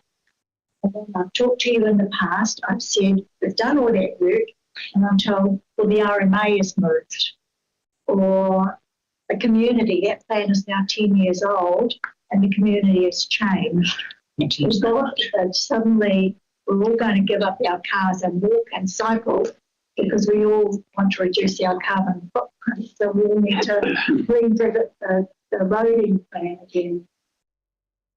So I'm not comforted, and it's not a criticism of you, I'm not comforted. What I see is more planning and no implementation plan, no tangible outcome for the community, and that worries the hell out of me. And I don't know how we shift the narrative, because if we go back out to Kirikiri and say, well, we've done 11 traffic plans, but we're going to do another one. Or we did all the urban design protocols in 2006, but we never actually did that work. So we're now going to do that work. We've done spatial plans, structure plans up the wazoo, but none of them carry weight. So forgive me, I'm frustrated, I'm expressing my frustration. I think you'll hear the same frustration when you go out into the community. And I think what we will hear the community say is, we're tired of talking about it. We want you to do something. I better stop. Thanks, Anne. Take that on board. Find quick wins when you can. I'm looking at your time frame. Obviously, you've established, you're looking at going out to early engagements in 2 weeks, May, and completion by December, is that right, for adoption next year? That's right. So it's quite quick compared to our very often move. A lot quicker than the spatial. Mm. The intent is to work as council said, as the community. So as I said before, if we find that through those first stages, knowing path to take, we can look at perhaps addressing some of those concerns that Anne's raised today about what will be something that's going to make people feel like things are happening rather than a thing. I do feel Sharon's sentiments and feel the frustration, because a lot of work's been done even in later years by our kitty and Vision kitty, traffic studies over and over and over. And we've ended up with this one-way system because of it. And so we have done piecemeal stuff, and there's still a lot of work there. So do you take all of that on your journey with this, or are you going to ignore that and start afresh? No. So one answer to the question of time frame getting the work done is that we're following a co-design process. So working with the reference group, intensive workshops, two of those in the year, where a lot of the ideas, discussion and so forth will take place. And then the urban design team flesh that out into concepts and ideas. And we're confident we can, using that process and working closely with the reference group, have the work done by the end of the year. The first part of doing this work is the context analysis. So that's bringing together the early engagement, input that we hear from the community, but also the existing policy, the existing perspectives of the community. So gathering from recent submissions, PDP, video, and so forth and so on. The existing policy, previous work that's been done, which is still relevant. And that informs the context analysis, which essentially brings it all together in a narrative, I suppose, format, and then we build on that with the framework ideas. Chair, we don't want to go out as if we've never spoken to the community before. No. We've got to acknowledge that we've gone through processes before and that we've listened, we've heard, and it's about getting value through those steps, not frustrating your community by feeling like, oh gosh, the conversation's starting again. I've already told you. I'm walking through the chair is that this is the implementation of the spatial plan. So the spatial plan was adopted middle of last year. This work and the Waipapa structure plan are the first implementation items. So ideally we continue to do this, and then the outputs, the outcomes that we come up with are themselves implemented through decisions and so forth. Second thing is that referencing to traffic systems and possible new roads and so forth, it's absolutely critical that any new transport infrastructure is properly integrated into the way that the town CBD works. And that's an urban design question as much as it is an infrastructure engineering question. If you were to, just for instance, plonk a new road on the outside of town and say that's where the cars are going now, you wouldn't have a well-functioning CBD. But if you spend some time thinking about what does that mean for a town to have a new main arterial road going around the outside, and how is that integrated from an infrastructure point of view, from a public use point of view, from an urban form point of view, from a look and feel point of view, that's critical to the long-term success of the town. So that's absolutely central to the urban design thinking, is the question of the traffic, absolutely, and any future traffic infrastructure. Just raised a concern there about delegations. So that decision's already been made. That work is already underway. The Mayor has tasked Te Coco, the Chair for the City Boy, to lead that work. I would be concerned if this process was used to delay or frustrate that project that's already underway. Through the chair, so one of the benefits is I'm currently project manager. It's clearly understand the expectation, and that decisions have already been made. We're not starting off with a blank piece of paper where, designing all these things. It's already been signalled in the spatial plan with these new roading maps, and the road that we're talking about is one of those ones that's been identified. So there is no intent, nor will there be, to have this project slow down other projects that are in play already. It's to complement, not slow down.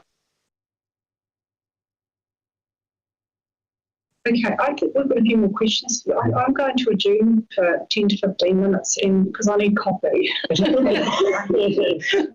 My brain's starting to go. We have been sitting for quite some time, so I think we'll take a break. We can deal a bit more of your time, and we'll come back with a few more questions, and we can perhaps discuss it and ask things over our coffee break too. Okay, if we could please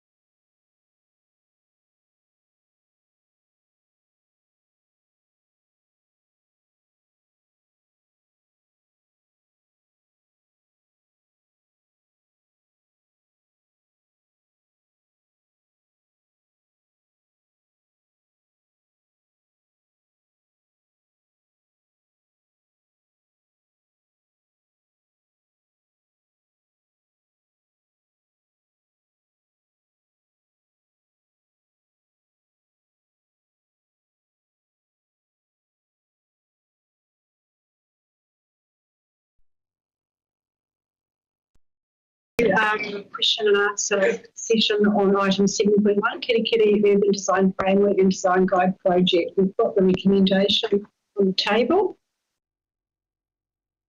More questions? I have one further question for you, Kenny, and that was just kind of leveraging off the point that Councillor Court made around a significant influence of development in Kirikiri or anywhere is Crown involvement, particularly for us. How can we use this work to help to facilitate, or is it possible to use this report to help facilitate Crown involvement? Two jobs is he's familiar with what agencies we're working with. So, as part of the engagement approach, which has not yet begun, but we are talking about doing early engagement in May, we'll be reaching out to a pretty broad collection of stakeholders. This is outside of the community reference group. So think of the community reference group at the heart of the matter, and then a broader group of stakeholders with an interest and influence in these kinds of issues around that, and then the wider community on the outside. Within that stakeholder group are the relevant government agencies. That's housing and urban development, it's Kāinga Ora, it's DOC and Pohiri Taonga, it's who else? NZTA, so forth and so on. We have existing relationships with all of them through both the Te Pātukarea Kirikiri Waikato spatial plan work and through the district-wide spatial strategy work. So they're very strong and clear, communication channels and so forth. So we anticipate reaching out to them shortly and saying, we'd invite you to be involved. How would you best like to be involved? And then we'll take it from there. At the moment, the engagement approach is contemplating inviting that broader stakeholder group to come together collectively. Right? A part of the feedback we received from working with the stakeholders in Te Pātukarea is they sometimes felt a little bit siloed and separated from each other. So property sector, non-governmental agencies, government agencies and so forth. So at the moment, we're contemplating bringing everyone together and having most likely a series of online contact information sessions, but inviting everyone collectively. We might deviate from that depending on how that goes, and we may end up having more focused conversations with particular government agencies. For instance, I could imagine that occurring on more specific matters to do with housing and urban development, for instance, or perhaps DOC and Pohiri Taonga, because we will be contemplating how do we connect the town more appropriately with the heritage precincts and so forth. So there might be those more focused conversations as necessary, but the initial starting point is let's see how we go, bringing everyone together for an all-in collective conversation. And where those different stakeholders who have very different perspectives on matters, real estate agents and property developers and government agencies and community housing providers, they can hear each other as well. They can hear each other's perspectives. And that's kind of in service of that development of the shared vision I was talking about before. So, and I think you raised a really good point there. So what we can do is obviously it's conversations on what they would like, but equally we can say, well, what could we do that would open up opportunities for alternative funding? So that could be part of the conversation as well. Is there something we should be doing slightly different so that it sets us up in a better place as well? Thanks, Dawson. Quick question from me. Ngāti Reo, are they part of the build-up or the heart of it? Yeah, through the chair, absolutely. Integral to the Hapu Rōku, who have been the working partnership across the board of Pātukarea, and that's been reconvened for the coming implementation projects, both the Waikato Structure Plan and Kirikiri Urban Design, and other implementation work that comes out of the spatial plan. Ngāti Reo here are sitting alongside all of the other mana whenua, and absolutely part of the community reference group. And that was a recommendation, a request think from both the community and also from the hapu side as well, wanting to actually work together with the community rather than be, again, separate and siloed like I was mentioned before. So on page 24 of our agenda, there's eight hapu listed that they have been working with. Oh, yes. And that's the hapu road group that you can reference to. Thank you. Madam Chair, it should also be mentioned that when we talk about urban design expertise and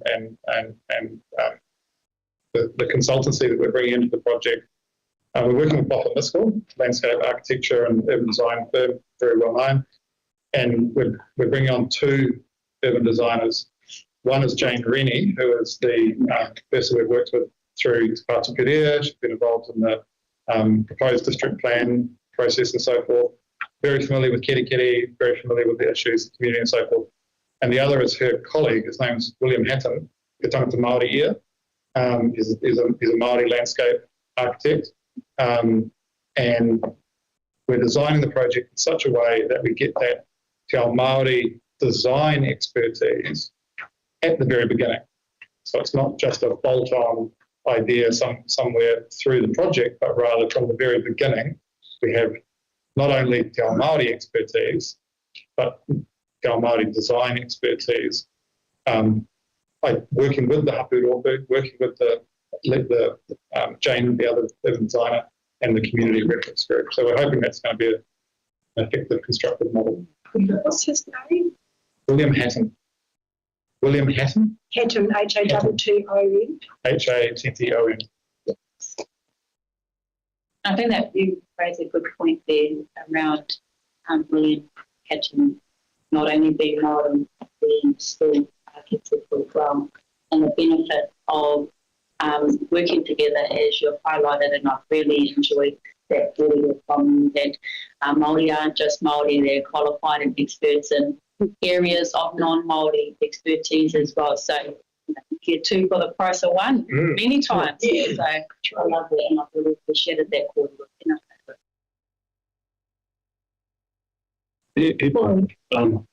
Sorry, this is out of curiosity, sorry, you were talking about 2006, 2007 in planning in Island. But just out of curiosity, did you anticipate that Kiri was going to turn into what it has become today? Like, did you anticipate that, growing up in the area, I remember when the first retirement village was built at the end of the mainland, when the first one was first built. Did you anticipate that it would blow into what it is to today?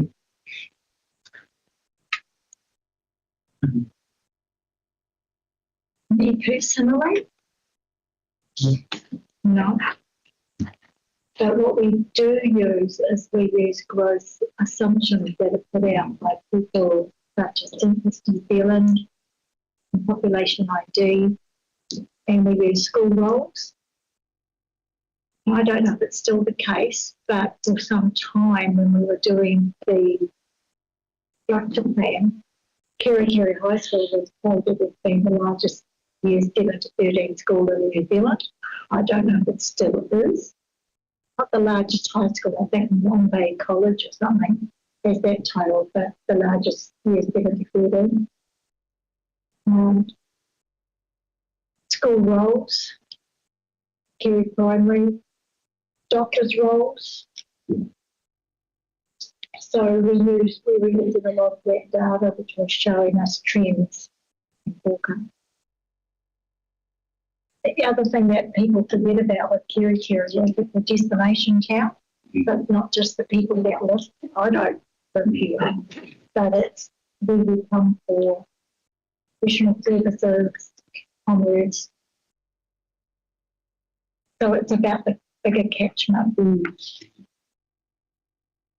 I'll just bring it up because the conversation was around future planning. It's, because it's developing organically. I mean, we'll see that brought through with the alfresco dining, for example. But I couldn't have anticipated that we'd have dog bowls, on the footpath, for example. Growing up as we have in the area. So, it's just out of curiosity. I've been amazed on how Kiri is Yeah, I remember when Kiri stopped at just past Charlie Smalley's store. Now, unless you've been here forever and a day, you won't know what I'm talking about when I say Charlie's Valley store. But where the JBC is, none of them, that was all just orchard land. Where New World is, that was an orchard. It's just taken off. Right, but that was all a dairy farm. Dirt road between Kaiko and Kitty and not liking it when Mum seemed going to Kiri. So we went to Kaiko. Everybody went to Deka. So just adding on to that, Corey, I was at a tourism conference, I can't remember how many years ago, and there was discussion around Kitty.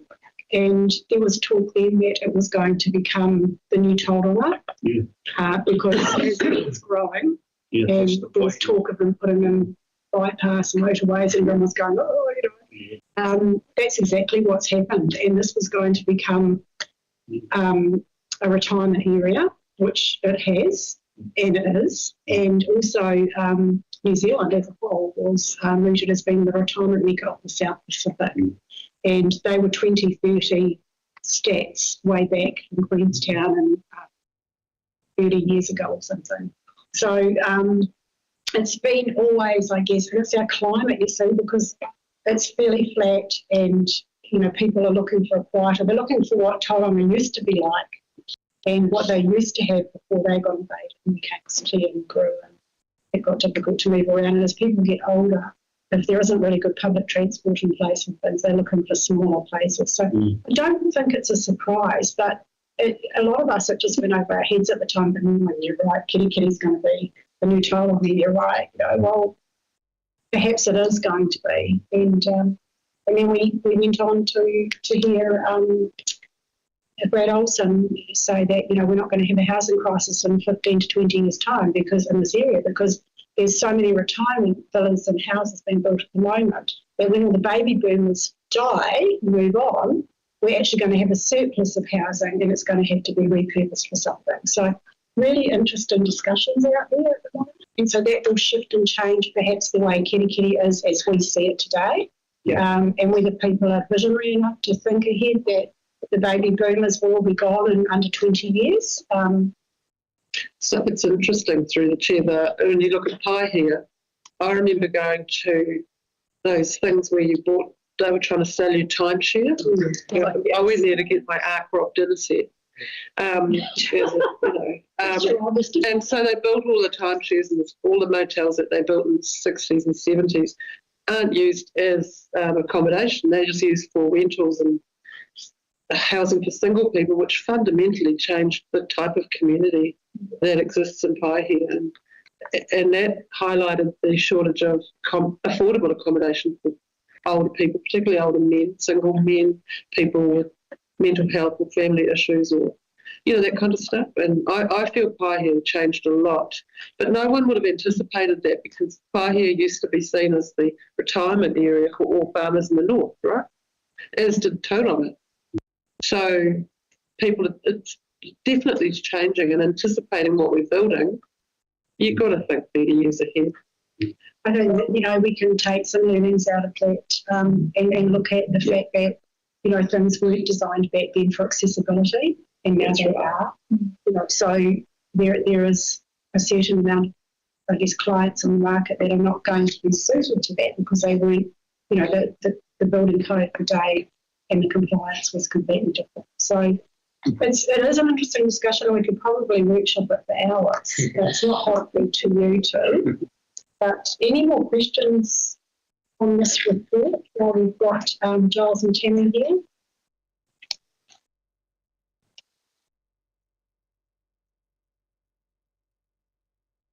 CBD focus, Kitty CBD focus. Madam Chair. Urban area. Urban area. Urban, okay. What we predict will be a lot of interest. Urban area is defined in the... We predict that a lot of the attention will be to what Giles has mentioned before, medium density housing. That is, you know, signalled in the spatial plan and they call out the codes to track that with this. And town centre as well. And as is mentioned before, the Turnstone side. So, I mean, there'll always be higher pockets of interest when we're looking at the pipe area. And also equally the connections that we have that Giles was talking about down to the basin. Through the chair, what happens if scenario F gets pushed up? Because that kind of links the two together. Chair, we had anticipated that Michael pre-raised that question. Oh, good. I'm glad I asked it. Because that's the glue. Everything we're doing at the moment is factoring in that uncertainty. So we just, once again, we just had to build in stage gates to all our work to say, hey, when proposed district plan decisions are land, what was the outcome of that? Does it change how we need to look at things? No. Go down a different path, or no, you keep on your path. So yeah, there will have to be continual checks as we hit key milestones.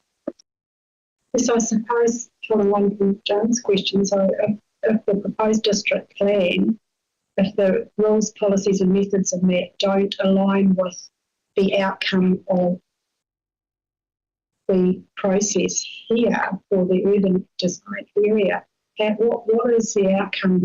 How do you marry them together, I guess, is, based on all the historical information we've got and now what you're going out with to continue on, how do, is there be constraints around the district plan? The chair, the team was under tremendous pressure to and obviously we highlighted it throughout the whole process that we're very keen to have the spatial plan process finish in time to inform the hearing process for the relevant chapters of the proposed district plan, so that the hearing panel, submitters and also council decision makers can take the spatial plan into account. In principle, that should mean that you get good alignment and you shouldn't end up with conflict. You should have a proposed district plan that is responding to the direction that a spatial plan is signalling for any area. So they should complement each other. Yes, I suppose the only doubt in my mind is the weight of the submissions to the district plan. Bearing in mind, we know the various interested parties that have been involved in that process carry a lot of weight. It's probably more of a question of spatial layout. I think that's the key uncertainty that we have. We do not know at this stage yet, we can confidently say we know the focus is on growing just out of Kitty and Waikato. If you activate a whole new area, then that obviously changes your urban form. Will be connecting between the two areas, because that proposal includes a new road, for example. So it's just a case of we just have to be adaptive and accept the fact we're not going to know everything. But equally, we don't want to just stop. Because if we stop, we'll just could sit here for how long is a piece of string.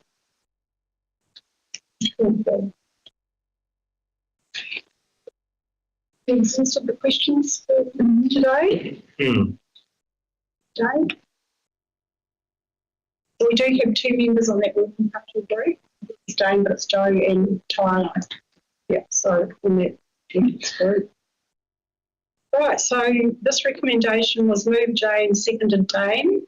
Islands-Whangaroa Community Board Census Report and A endorsed the recommendation to keep Committee for Strategy, Policy and Regulation to know the focus of the Kitty Waikato Urban Design Framework Project to Kitty alone. Those in support?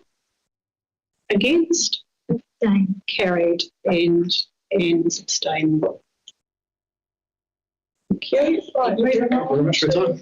Thank you both. Yes, very interesting. We shall highlight that interest. Okay, page 53. Rural travel.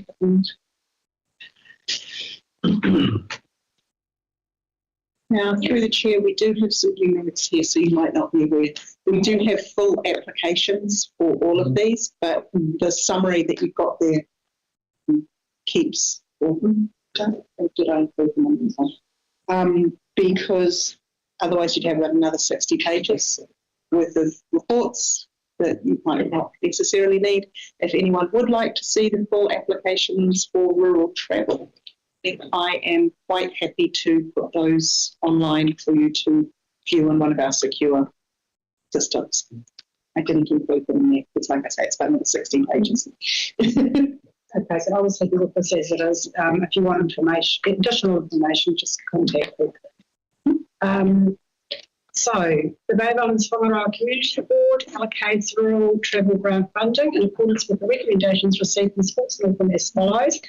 A, Bay Islands Gymnastics, $126. B, Kirikiri Football Club, $1,639. C, Kirikiri High School, $163. Moroa Tigers Rugby League Club, $882. Oturia Rugby Football and Sports Club, $170.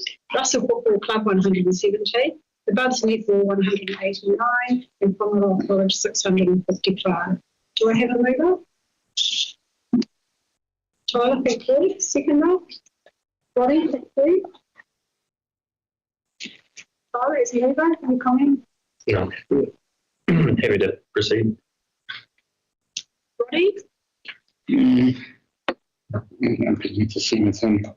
Maybe when it comes to this type of separate support, I always see our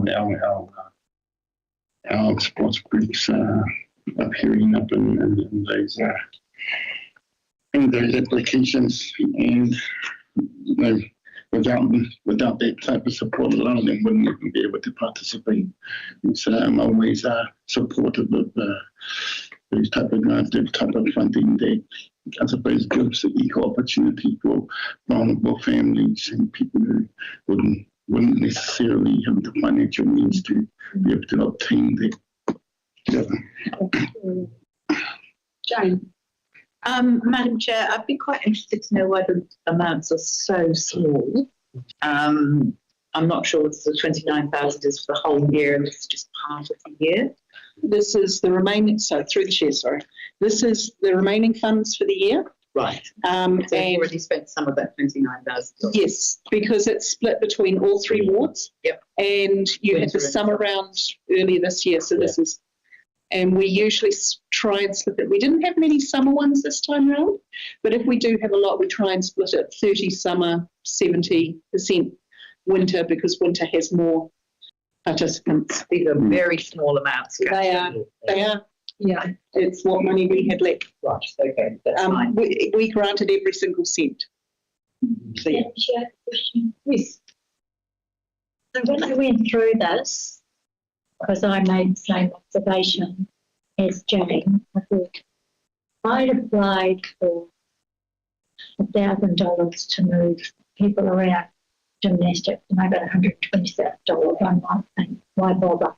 In all honesty, why bother? So I did some math. It seemed to have allocated roughly $6.20 or $6.30 per person. And I understand why you might do that. What this doesn't tell me, though, is deprivation index, and it doesn't tell me where they're driving to. And I wonder if, I don't think it's appropriate for today, but I wonder if in the future we revisit the criteria. So if this is just a matter of driving somebody between Kirikiri and Haikoi to play a game, or this is getting someone from a highly socio-economically deprived area to travel a further distance to participate in sport, it's slightly different to me, my way of thinking anyway. I'm just wondering how the board felt about whether or not there was an opportunity to consider some other assessment criteria rather than simply a numbers game. Thanks, Councillor Court, and I think that is taken into consideration. Through the chair. So we do have both the Sport Northland representatives. We've got Leslie up in the far north, and we've got Hayley Paul that covers this area. And we do juggle a little bit. We do look at what clubs we think might be able to afford a little bit more because of the distances they're travelling. We struggle with the inequity across the board. It is a challenge. It is not a huge amount of money. I will say one of the other boards is considering putting some of their community grant fund into it next year. I don't know if they will or not because they don't have a huge amount either. It's an ongoing challenge. It's also challenging because Sport Northland took their Tū Manawa funding back and decided to do that themselves. So rural travel used to be about double that amount, and it used to be what is now the Tū Manawa funding and rural travel funding altogether. No, that's okay.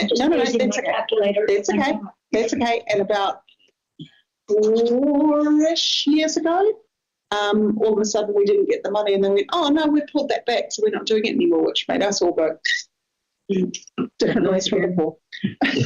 So we've just been all day in workshops, just for your interest, as a board, until we had Sports Northland working with district council staff to actually analyse it and bring it to us. The missing information for new members and all of us really are the full application amounts, which does have the mileage estimates and stuff. It has a lot more information in there. We could in the future look at workshop again. I mean, there's a lot of things to take into account, like geographical issues, like Russell coming across. Well, I mean, $6 doesn't even cover a ferry, which is now $9 one way. So we're in a whole different climate now, so there is a lot more to consider. I would say that deprivation would be one of the more difficult things for us to assess. It's not information that Sport New Zealand or Sport Northland or us ask, but the Sport Northland coordinators deal with the groups, so they have a fairly good idea of where things are sitting with them. There was also a follow-up question, Madam Chair, is does the board, you said the board does consider deprivation and other things like that, but at the end of the day, the funding varies between $6.29 and $6.55 per person. Yeah. So I can't see deprivation reflected in there. I can't see distances. I think if you're at Whangaroa College, you would have to drive a lot more. Or if you were a Turia, you would have to drive a lot more than someone from Kirikiri. And Russell has the added complication of the ferry, as Jane said. So I just want to sit on that. Instead of just receiving an allocation that's a simple division, I would prefer to see some different assessment criteria, and that's just my 5 cents. I'll have that conversation with Sport Northland reps and we'll see what we can put together and come to you having a discussion. Potentially a report explaining the rationale would be helpful. Going to New Zealand. The next one goes to the end of this year or for some sports. End of the year? Starting out in our financial year? Okay. Yes, no, it's new. So seasonal going to summer? Yeah. So it'll be September, October-ish. Yeah. Maybe we could have a bit of a workshop on it. September, October, like the summer round doesn't tend to get as many applications because it's usually over the summer break, so there aren't as many sports activities in such a way. But the winter sports round is where it really comes to bear. And I, from memory, we used to get a lot more winter sport applications. We didn't get many across the board this time, across all of them. So a lot of our regulars, and we contact them specifically going, hey, if you want to be considered for this, your application needs to be in. We actually extended the deadline twice. That's what we got. And everyone that applied got funding this time out. Or, that raised that other questions that those that are often involved in the sports and hands-on are not necessarily great at the administrative side of things, and they need to have assistance. Yeah, there were quite a few who personnel changes as well, and they haven't passed the information on. I just have one small question for the Chair, and then this probably straightforward answer to this one is why the Kirikiri Football Club has got so much more money. Is it more people? Right, more participants. Yeah. That's Whangaroa got so much. More participants. One last comment on it, sorry, through the chair. I do still think that whatever solution we come up with in this regard, some sort of decision-making matrix that hopefully makes it relatively straightforward is probably the best approach rather than us doing a workshop every season with Yeah. We did workshop on based on a matrix back in the day. Yeah. That's at least 6 or 7 years ago. That's before my time. That's before my time, and I came to this job in September of 2019. So you're looking at least 2018 since you did the workshopping. And through the through the chair, we've got infometrics here that you can access, that you can drill down into your area, community board area, which then you can look at your smaller SA3 level, 1, 2, 3 areas, which will break down the data. And don't know if social deprivation or deprivation index is there, probably will be, but it's quite a useful tool because it will tell you exactly how many children aged between a certain age, et cetera, et cetera. And that helps to inform that decision making, I would hope. Thank you. So, Catherine, if you could initiate that conversation, that would be helpful. Yeah, because that time will come around quite quickly. Yes. Any more questions for Catherine? All right, so move Tyler, seconded Robbie. I'll put that to the vote. All those in support? Against? That's carried. Abstained.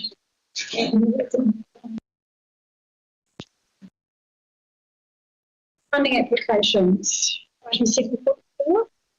The first recommendation at the Islands-Whangaroa Community Board approved the sum of $1,082 plus GST applicable to be paid from the board's community grant fund account to overall pest plant patrol for cost towards vests and brochure printing. Do I have a mover? Jane, seconder. Thank you, Tyler. The woman come and present to us at our last month's board meeting from this group. Any questions, discussion around this? No. Ken, was it you? I don't know. I have something. The GP throws, but it wasn't. It wasn't relating to that. It wasn't just was the Russell. Yeah, which wasn't us. Anyway, I guess my only query around this was there are other avenues of funding. They do use Bay Bush Action as an umbrella for their funding, as an umbrella organisation. Bay Bush Action are very well supported in the area and do receive funding. I know from Cruise New Zealand, and I'm surprised that they didn't actually offer to fund the vests. Through the chair, they are quite separate from Bay Bush Action. The history of this group is they approached Kelly and myself about setting up a pest management group. I wanted to see if we could try and use the group Love Opua to kind of get them going with a project. That didn't work, which was unfortunate. So they asked Bay Bush Action to basically provide them with an umbrella in terms of just a legal entity so that they could continue to do their stuff. So they've got a separate bank account of their own. They are completely independent of Bay Bush Action. They don't really go to, they're just quite separate. It's just a marriage of convenience. My issue was this with this funding application was the cost for the vests. By some weird quirk of fate, I purchased 2 printed safety vests about 3 months ago, and they were about half the price of what they've been quoted from a local auction supplier. So I did a quick check, and you can still buy them online for about half the price. So I'm a little dubious about the quote for the vests. Just following on from that, Jane, my only comment on that was I'm all about localism, and this quote was from Christchurch. So the mainland, but it's not very close to us, and perhaps that's something that we may want to look at in relation to getting another quote closer to home. I was going to say, I literally purchased some high-vis safety vests with 3-colour logo printing on them not 2 months ago. So I know how much they cost. Yeah. And it was half this price. So I would be inclined to see if they can get But I can send you the link, Catherine. Through the chair, in that case, you could leave this to lie until next month and ask them to secure another quote. Yeah, and Catherine, I'll give you the other site so you can suggest it. Yeah. Okay. I just have one question. I didn't see in the, like, how many members are part of the, How many guests? how many members there? Members? We don't need it. 50 seems a lot. Just wasn't I think that they were I suppose the other thing that gets me thinking about this is the number of applications we're starting to get in relation to pest and weed control and the issues that we have. We've got fabulous volunteers out there in the community and groups that are really keen and willing to get in and do the mahi, and that's not what I'm referring to. I think we need to value our volunteers, but my concern is that we're doing regional council and DOC's work at community grant fund level at community board, and bearing in mind we're the only council that has community boards and that run around the district. I think regional council do have a part to play. And I know, Roddy, in all respect to you, you've got all sorts of issues with noxious plants and weeds in your backyard, affecting people's health in our communities. And it's probably time we have a more robust discussion around the ongoing work that we are doing. And that's why I mentioned Babish Action, because, you know, we're not flipping the ticket on the cruise ship and I think like they are. You know, that they're getting some good role from them and they're doing fantastic work, and particularly through Oramahaui area and around. And there's always a bigger discussion to be had. And when we're talking about people's health versus, you know, pest control and weed control in forest areas, we need to probably have a broader discussion on that on another day. But in the meantime, I'm sowing that seed for you to think about. 20 volunteers. 20 volunteers. Thank you, Jane. I've just sent you the link. So happy to let this lie, as moved by Jane Tyler as seconder, if you're happy to let that lie, pending a second quote. And a bit more detail as to why they need 50 bricks. Yes. And whether they've checked with NRC. Yes. Graham Walsh at NRC is very proactive with people in the community. I've had a recent RFS from someone in Whangaroa, and he has offered to assist in the way of product, I guess, doing sprays and whatever for eradication. So I think we need to collaborate a bit more closely so that we're not funding NRCs. It's a bit like they provide traps, trapping. They don't provide the bait, and the bait costs people traps. So I have an issue with that, you know. They might be able to get cheaper vests as well. Exactly. Yes, maybe through NRC they can source the vests, or they may supply them. So happy to let this lie pending a bit more information. All those in support? Against? Carried.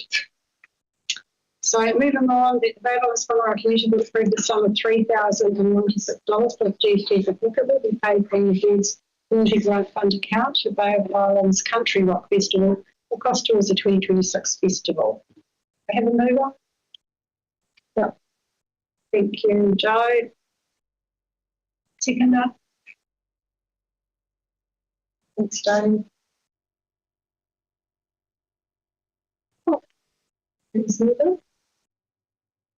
I was just wondering whether we might decide to think about giving them some more money, because it feels like quite a modest request given that they're now facing extra costs related to petrol, and they are trying to be responsible in terms of putting on a van to ensure that the visitors and guests to the area don't get themselves into trouble while they're here. But just a thought. Thanks for that, Joel. And would you be looking in the additional information to tag that toward any particular? I can say through the chair on their quote, they actually have 3560 for the shuttle. They only asked for 3095. So you could easily just grant them the full amount of the cost of the shuttle if you wanted. 3560. Just throwing that out there because you've got the backing for it. You've got the paper.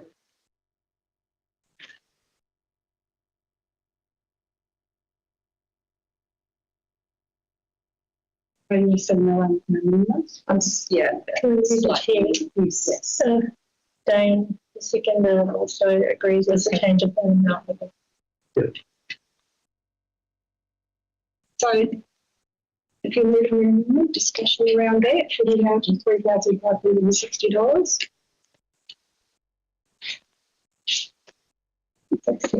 Yeah, 560.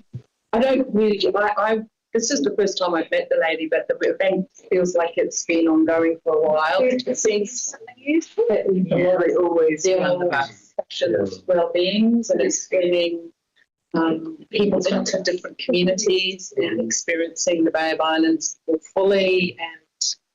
And through the chair, she took on the advice of the board a few years back and got someone else involved, so that she's no longer the one-man band that she was for the first 25 years. That is incredible, right? She's got Parkinson's now.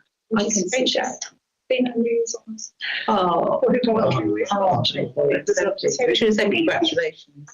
So, with that in mind, yes, it is historical, and that doesn't mean to say we should be continuing to fund it. Understood.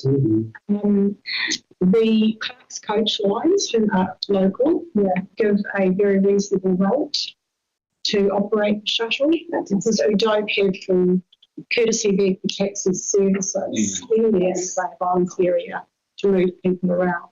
And it does go all day for a few days. It's not a benefit of this. Yeah, so it's a 3-day event. So Yeah, it's a lot of accommodation to be taken up. It was instigated initially by Mike Sim and Fuller's team to bring visitors and shoulder season. So you've got the jazz and blues and the country rock, and both those events have been going for 30 years, I think. But she's got a track with, and Shirley May's been organising. She's brilliant when it comes to supporting the community. She pretty much really is. She just about turns to gold. So she has tried to step back, but the person who's taken the reins over was not able to come and speak with us today. So she rang me last night and said, do I need to speak? And I said, well, I would prefer, because it is just over 3,000, but we also have new board members that may want to ask questions of you. Hence she came today. If it was last year, I would have probably said, no, you don't need to come to speak with us. We're very familiar with the event and what you've done. I think we need to follow some processes occasionally.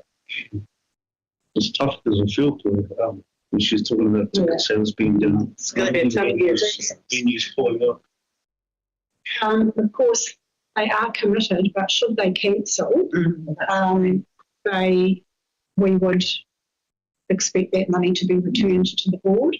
They would have to suck up the deposit of the offshore entertainers, which would be tough because they have been struggling. But with our ongoing support, they have managed to break even, running at a loss for some time. So it's those key acts, they have ongoing. When Dr. Jazz passed, the time of that was a big loss. We had a huge following, so a lot of things take into consideration at this event. But anyway, note the event in your calendars so you don't clash with anything else. And they do quite a bit of free entertainment busking in the streets on the night and morning of the actual festival. So if you come over, they line dance in the streets and buy here. And how do we do that still? We quite often have them set up outside Fuller's and Russell. I think so. Yes. It's nice. Okay. There's no more questions. I'll put this to the sum of $3,560. Some support. Against, that's carried. Thank you. 7.5 on page 83.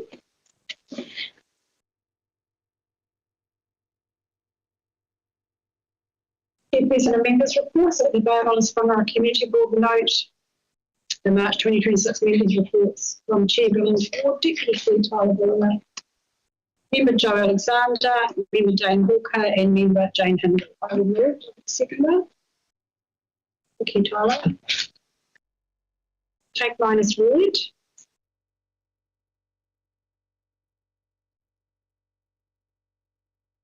No questions on to Tyler? No, I don't have a horns, and we're talking health and safety today, but a bit of a concern. It's been some time since you raised that. Even last time I spoke to him was full on. I seem to find a bit of a black hole after a little bit of a rush. And can we note that, apologies from Stephen today, by the way, he's unwell, but we'll get Stephen to follow that this up and Tyler's report, please, for the Waikato Hall. Any questions for Tyler? Be careful what you ask for. When you do it in our it's about 30 years ago for the Memorial Hall. The next thing I don't know.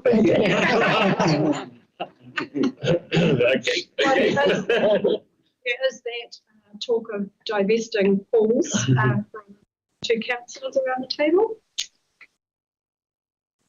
Joe, you want questions for Joe?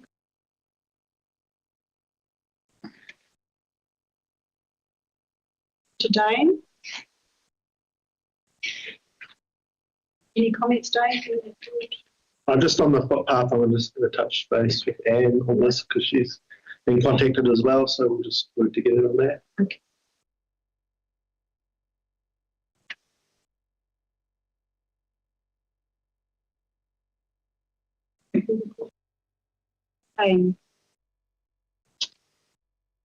Would say that the slip and overflow is getting to be quite a big issue. They had more damage and the sewage pipe broke, so they had raw sewage coming down the hill. And also got forecast more rain this year, and the town hall committee are regularly saying, when are we going to get action? They've now got a geotech report, but what has happened in this particular instance is that there's a paper road, and on that paper road, somebody has constructed an illegal building, an illegal structure, and an illegal retaining wall. And that retaining wall has caused all the water to be dammed and then flow over and down the bank, which lands at the town hall's base. And the town water system for the bottom half also comes down that hill. So part of the land is also a council-owned section, which is the bit that's getting flooded, which is actually, although it's maintained by the floor hall, it is a council section of land because it's got all the drainage and sewage utilities in it. And so it is starting to get quite serious. Okay, Jane, so Emma, if we could capture that one as well and elevate that to council as a matter of urgency. I elevated it. We don't own that hall. It's a community hall, community land at Oakwood, but we are supportive of the community in relation to the community asset. So I feel this is a council stormwater, wastewater issue. Yep. And they've been on site 3 times now. Well, if it starts damaging the hall, they might find themselves in a liable position. So I just want to ensure that we notify council that it is a matter of urgency, and the site visits. I just think I would like a report to come back from council to us as to where. So it's this first item here, and then as to where they're at in relation to. If it's natural runoff and they're not diverting the course of water, then it's probably okay. But it sounds to me like there are infrastructural issues there that need to be dealt with. And the fact that nobody wants to own the paper road is another challenge. Well, that will probably be council's responsibility. It is. But that needs to be elevated as a matter of urgency. With more weather expected this weekend. Yes, and there's a massive runoff of that hill and off that prospect. And trees actually got knocked over, and the trees are also continuing. They were trying to get the trees off the paper road because they're worried they were going to come crashing down the hill as well. So there's just a whole bunch, and yeah, everybody's doing this. Yeah. Okay, so if we can elaborate that one as well through Stephen. Madam Chair, Jane paper, please see if it's on page 22. I noted one dated 2022 and 3 dated 2020. Yes. But that raises a question in my I don't know if anybody's done them all. Why should it be so complex? And why are they still sitting there? Yeah. So Jane's got my feedback. So Jane, are you aware whether or not I particularly recall the Moose Bay one and the still little running there? I don't think so. Do we know whether that's been remedied? No idea. No. So those historical ones need to be followed. They will have been closed and nobody will be looking at them. Kim said the last thing that some of them were legal. The Towai Road one is really bad. Roddy was with me when we went out there and looked at it. There's a big hole and the services and utilities are hanging in the and I actually slipped and fell into that. Okay. Into it. Did you get a photo? Kim? Did you have your vest on at the time? No. No. Yes, we don't go there. I didn't have one there this time. I've got one now. I've been given the best. I only 8 now. I reckon they've just been closed and nobody's done anything about them. Just We do. That's what happened to what happened. Oh yeah. Oh yeah. I had a tree that had hit a man's car on his driveway, and they closed it twice. And he emailed me every other day for 2 months. So what we do need is, some of these are closed for legitimate reasons, but we need to have the reason why it's been closed off so that we can pass that on to the residential ratepayer. There are a number over the years that I've had and have been closed off for legal reasons because they've gone so far and can't go any further. And there's many reasons why they close them off. It's getting the reason as to why it's been closed off. So if they contact you to say it's been closed off and you're not satisfied with it, or the ratepayer isn't satisfied with it, then you need to ask why before they close it off. Or get a fresh number that's been closed off. So we'll follow up on those historical ones. Thanks. And I always also had, I was a little bit concerned about your comment that it took 2 years to get the seat installed, the memorial seat, Janet. I have formally asked for implementation review because it shouldn't have been that hard to get a memorial seat for a bereaved family, particularly when the individual was part of the council's creative communities committee, the chair of the committee. The council were very supportive of that. Even from the word go, the website directed somebody to a form that wasn't on the website. Kim had to go and find it. It took 3 months to find the form to fill in to ask for the seat. And then it went into a hole, and I was literally chasing it up every couple of months. And the person had gone on leave, and then apparently her brother had been murdered, and then apparently she'd come back after 2 months leave. Surely there's a backup person, you know. It sounded like an awful thing happened to her, but there must be somebody else who could look after these things. And the tail end, when we finally got new team survivor, that's when it started to unblock, and it got delivered to the contractors, and they said they hadn't got it. So the grieving mother drove to Waipapa, marched into the warehouse, and passed it back at the warehouse. They didn't know they had it. And that was like 2 weeks before it got installed. So the whole thing has been a really traumatic experience for the grieving family. It's been awful. And I mean, I see the sister every morning at coffee and lunch. And so I want to know what's gone wrong so we stop it happening. So I guess when I have you right, I haven't run into such a lengthy process, hence my position to you. They've normally gone very smoothly. And saying that we probably can remove it now because the seat is in situ. Oh, that was me attending the service. Yeah.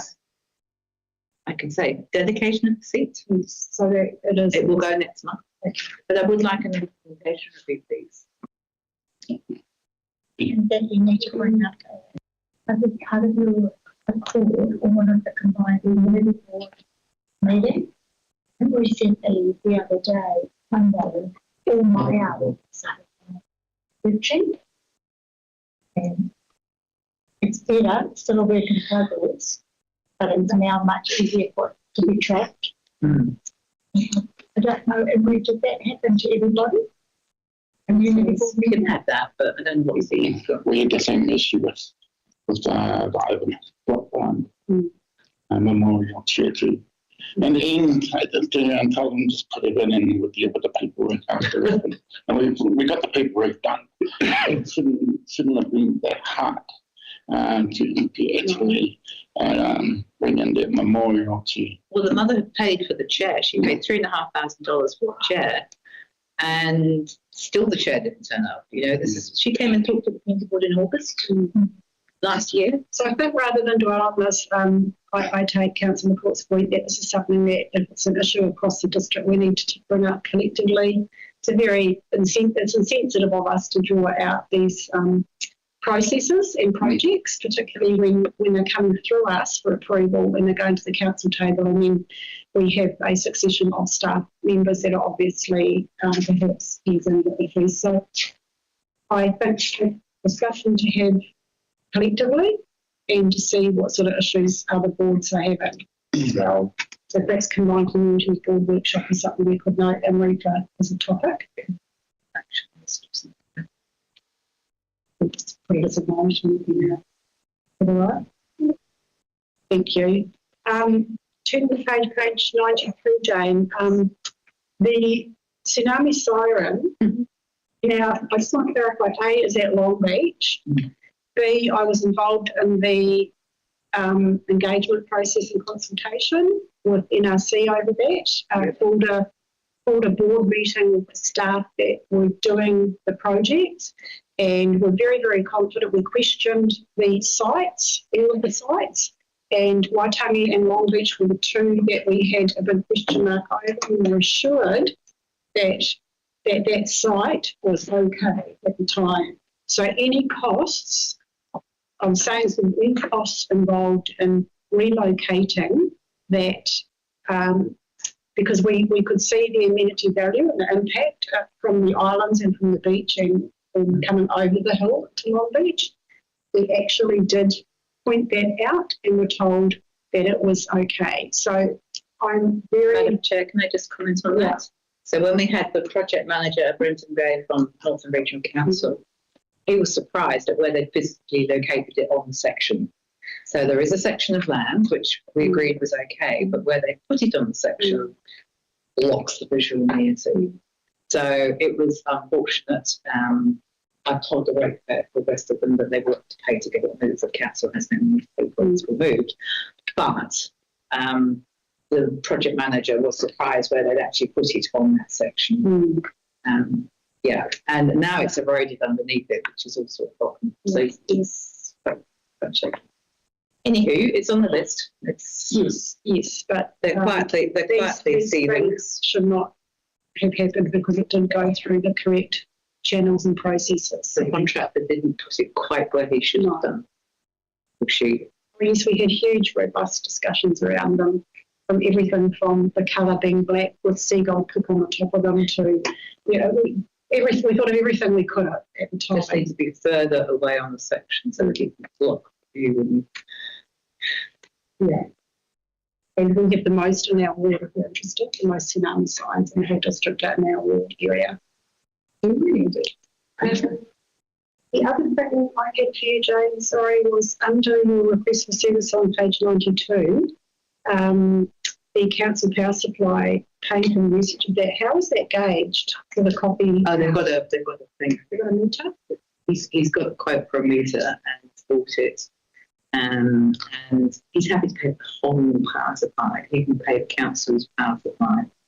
Money and coffee, eh? There's money in coffee. There's a lot of money in diesel as well.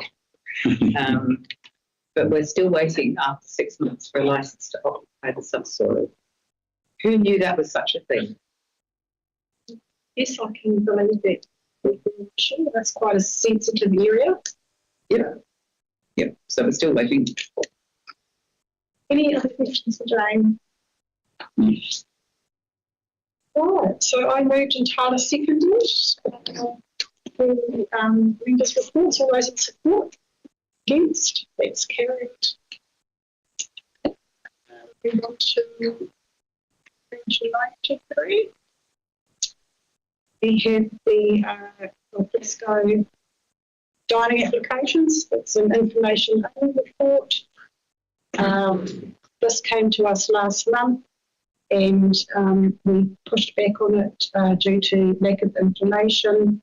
I've since followed that up with staff and I'll put the recommendation that the Bay Islands-Whangaroa Community Board A uplift the following alfresco dining applications and B approve the following alfresco dining applications subject to council standard terms and conditions.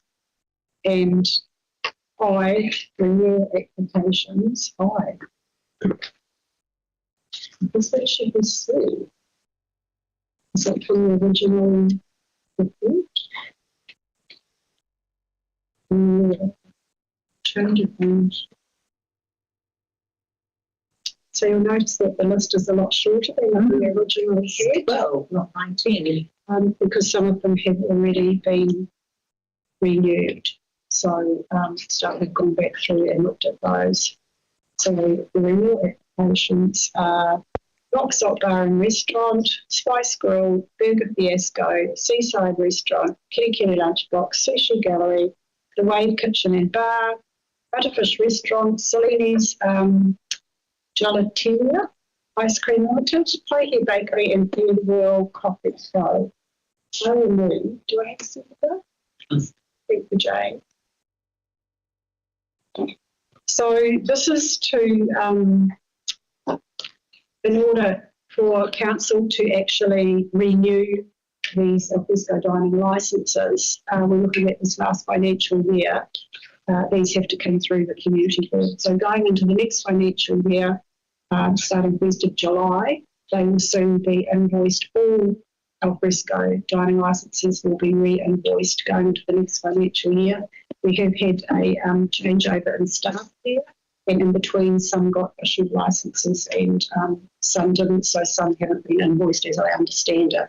So hopefully going into a new financial year, we will determine our role under our delegation in processing the renewals of the alfresco dining licence and hopefully have more input into that process. And also at council level, we are discussing fees and charges and the likes of these sorts of delegations. And our accord will play a part as to what we expect out of our delegations, what we would like and what we are receiving, and what sort of input as a board that we may have. So any questions around this? So I've moved and Jane has seconded. I'll put it to the vote. All those in support? Against? That's carried. Thank you. Go to the open resolution sheet.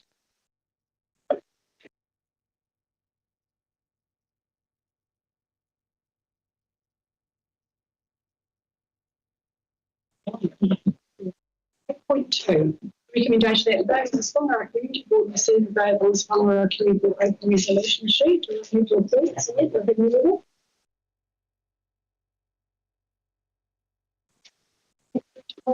And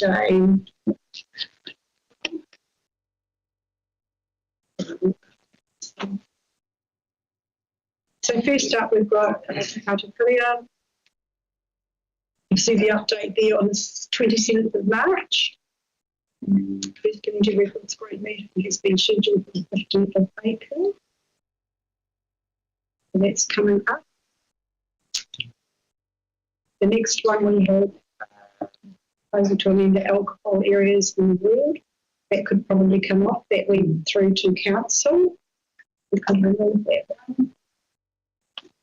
That was to exclude OPA. We have the one for the structure plan. Probably come off. That could probably be removed as well. Kitty Domain proposal to establish the advisory group. This has not happened. It was work in progress. Getting closer. Yeah, almost.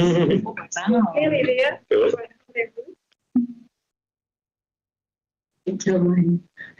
No. Simpson Park. The latest update on that on the classification, that also has been to council and Yes, that being last meeting, yeah. So that could probably come off in the meantime because that next process is underway. Should we keep it on our action list because Simpson Park is still live? Because we're keen to see it progress. We could do. It's just this information is relating to the reserve intention to notify. Yeah. An intention to recommend a change of classification. That went to council last week. I wasn't at the meeting, but I did commit 2 days of my life to watching the entire live stream. Fast forwarding. No, I watched multiple times because the audio was shocking. So you've got to keep them playing. So from memory, that went through. Yeah. We can take that. Yeah. I think we could take that off. We're not going to lose sight of Simpson Park in the next 2.5 years with those around the table. And it can come back on to the open resolution report once we start acting again, once that process goes through. Fresco dining. What about the motorhome? Pump station. Response from Jenny. Page 106 at the bottom. Yes, they haven't given us a viable alternative. So we'll leave that on there. And our Fresco dining, we can now remove that. We've just done that recommendation. Tourism frame, that can come off on page 108. I have Fisher. And then we have our LTP list. I'd like to leave that on there just so we can track what we have. If anyone has any objections to that. Delegation for the Kitty Domain. Stephen and I are working on that. It hasn't gone very far at the moment. We've got the form. I think we're in limbo a little bit at the moment as to the process to request it as a delegation, but we're working on it. Jane, Colorado Strand.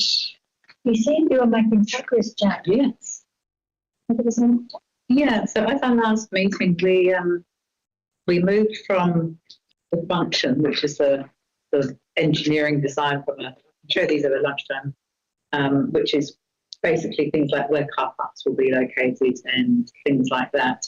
And I was concerned that we looked at the aesthetics. We're fortunate to have a heritage architect on our working group, and he came up with a little bit of conversation with a couple of other people and has come up with some straw man questions on some of the aesthetics. So would you like wooden bollards, square, with a bit round, you want carving on, so people could think about what it might look like. So we had a 3-hour workshop last Thursday, just before Easter, and everybody was really constructive. There was lots of positive ideas that came through.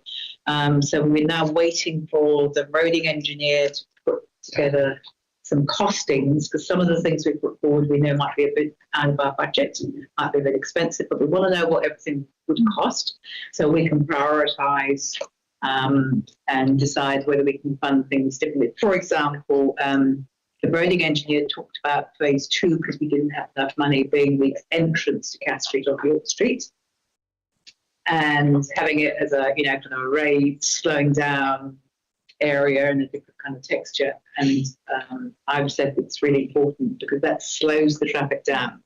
It's the traffic calming bit that actually makes the whole thing function. And he said, oh, well, we haven't got 25k. And I said, well, we need to know what things we need extra because we can bring it back to the board for the town beautification budget. Deb wants to have carved Poe that matches the Whangaroa. I've suggested that we could look at Foundation North funding for something like that. Otherwise it's just going to be played with the bollard. So all of those things need to be kind of costed up, and then we have to figure out how to pay for them. So, for example, the suggestion we would tidy up the existing planters and landscaping that are there at the moment because they're tatty and untidy. The property owner is interested in doing some work. Adam Davies suggested a working lead.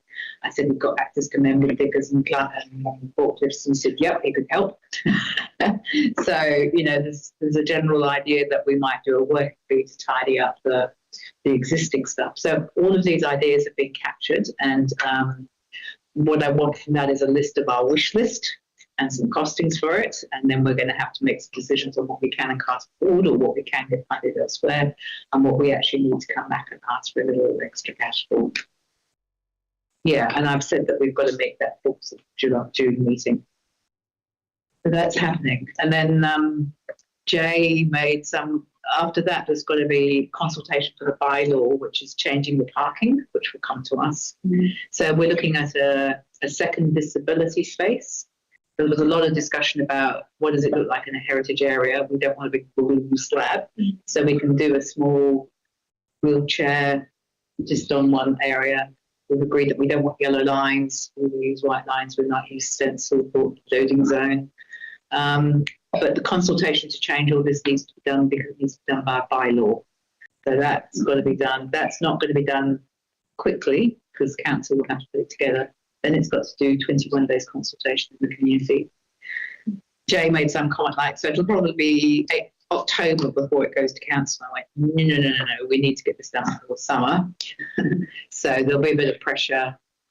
That team's very stretched at the moment because Roger's moved to a different job. Tammy's been Roger.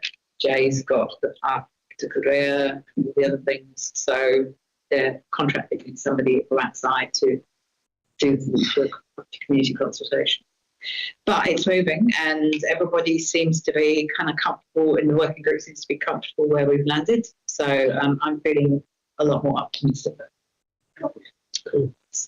Thanks for that, Jane. Jane and I did meet with a staff member to try and keep this moving. Very keen to see this project, this pilot project completed, and not focus on the budget. That is what it is, and we are trying to do it within a reasonable time frame for the most reasonable cost to appease the majority of the community, which is what placemaking is about. So with that, we will keep pushing behind the scenes, with this process, and I think it's been a blessing in one sense that Simpson Park has slowed a little bit because it would be really great to move in boots and all and get stuck into Simpson Park. So it would be good to put Colorado to rest. What started out as an Westway Diamond issue has ended up a major something but this is what effective engagement is about, right? And consultation is often the problem you go in with is not the problem that you come out with. So lesson learned. And that is the lesson for council when they're doing placemaking, because what you think you might do, it may turn out to be slightly different, which may be more complicated than you originally thought. And I don't think anybody at the outset thought through the next steps. I think that was part of the problem. So that's a lesson learned. And I don't think Jane will put your hand up to be a pilot. Anything for the near future when it comes to project-based projects, but good on you. And at the end of this, there will be a comprehensive analysis on the pilot and where it worked and where it didn't. So thanks for that, Jane, that update. Okay, and the last item, Wally is Simpson Park and those two lots, recreation reserve lots. So we can tick that off because that's been through council, into council now to commence the process. So We're doing quite good actually on our open resolution reports. I love it when we took stuff out. Okay, so we've got that recommendation. Moved Tyler, seconded Dane. All those in support? Yes, it's carried. Right, now our final item, I have a recommendation that I'm going to put here in relation to the paper that was tabled today, that the Bay of Islands-Whangaroa Community Board A resolves to consider the item not on the agenda, Taupo Bay steps encroachment, and B, notes the item was not on the agenda because the public meeting for Taupo Bay community to discuss next steps was held on the 31st of March 2026 after the agenda closing deadline. And C, note the report cannot be delayed because there are ongoing concerns regarding public safety, access to Taupo Bay Beach, and impacts on the dune environment, and is a clear request from the community for timely governance direction. I will move. Do I have a seconder? Jane, thank you. Okay, so we had a deputation this morning and we asked a number of questions and we've got a bit of information in front of us. So with that, I'm going to move that we go into public exclusion so that we can have a free and frank discussion amongst ourselves as to what the recommendation may be that will come out with to forward to council. So I will move. Do I have a seconder?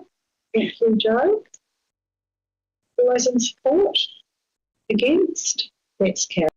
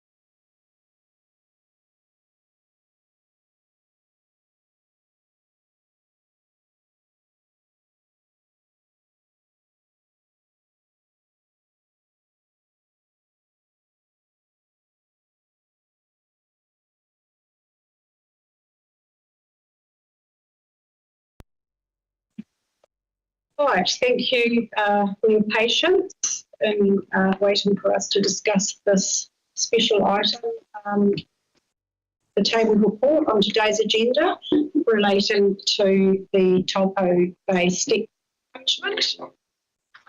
We have a recommendation here, and I will move this recommendation that the Bay of Islands-Whangaroa Community Board approve the establishment of a working group to address public accessibility to Taupo Bay Beach in a manner that is safe, compliant and environmentally responsible.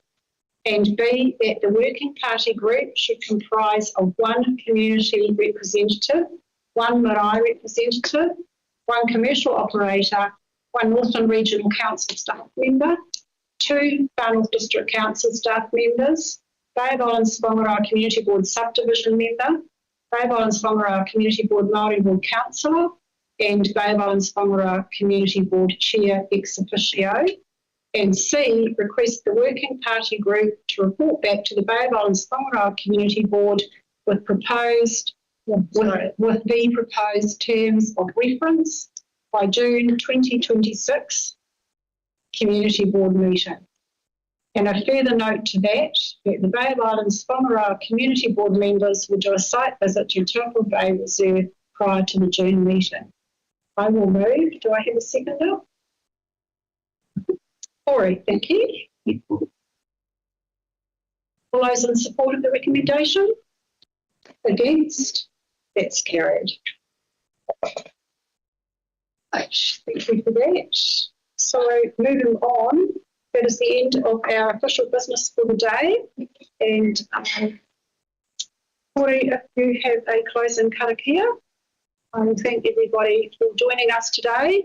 And sorry for the delay, but we have had quite a lengthy discussion around a few items on today's agenda, and we look forward to seeing you next month.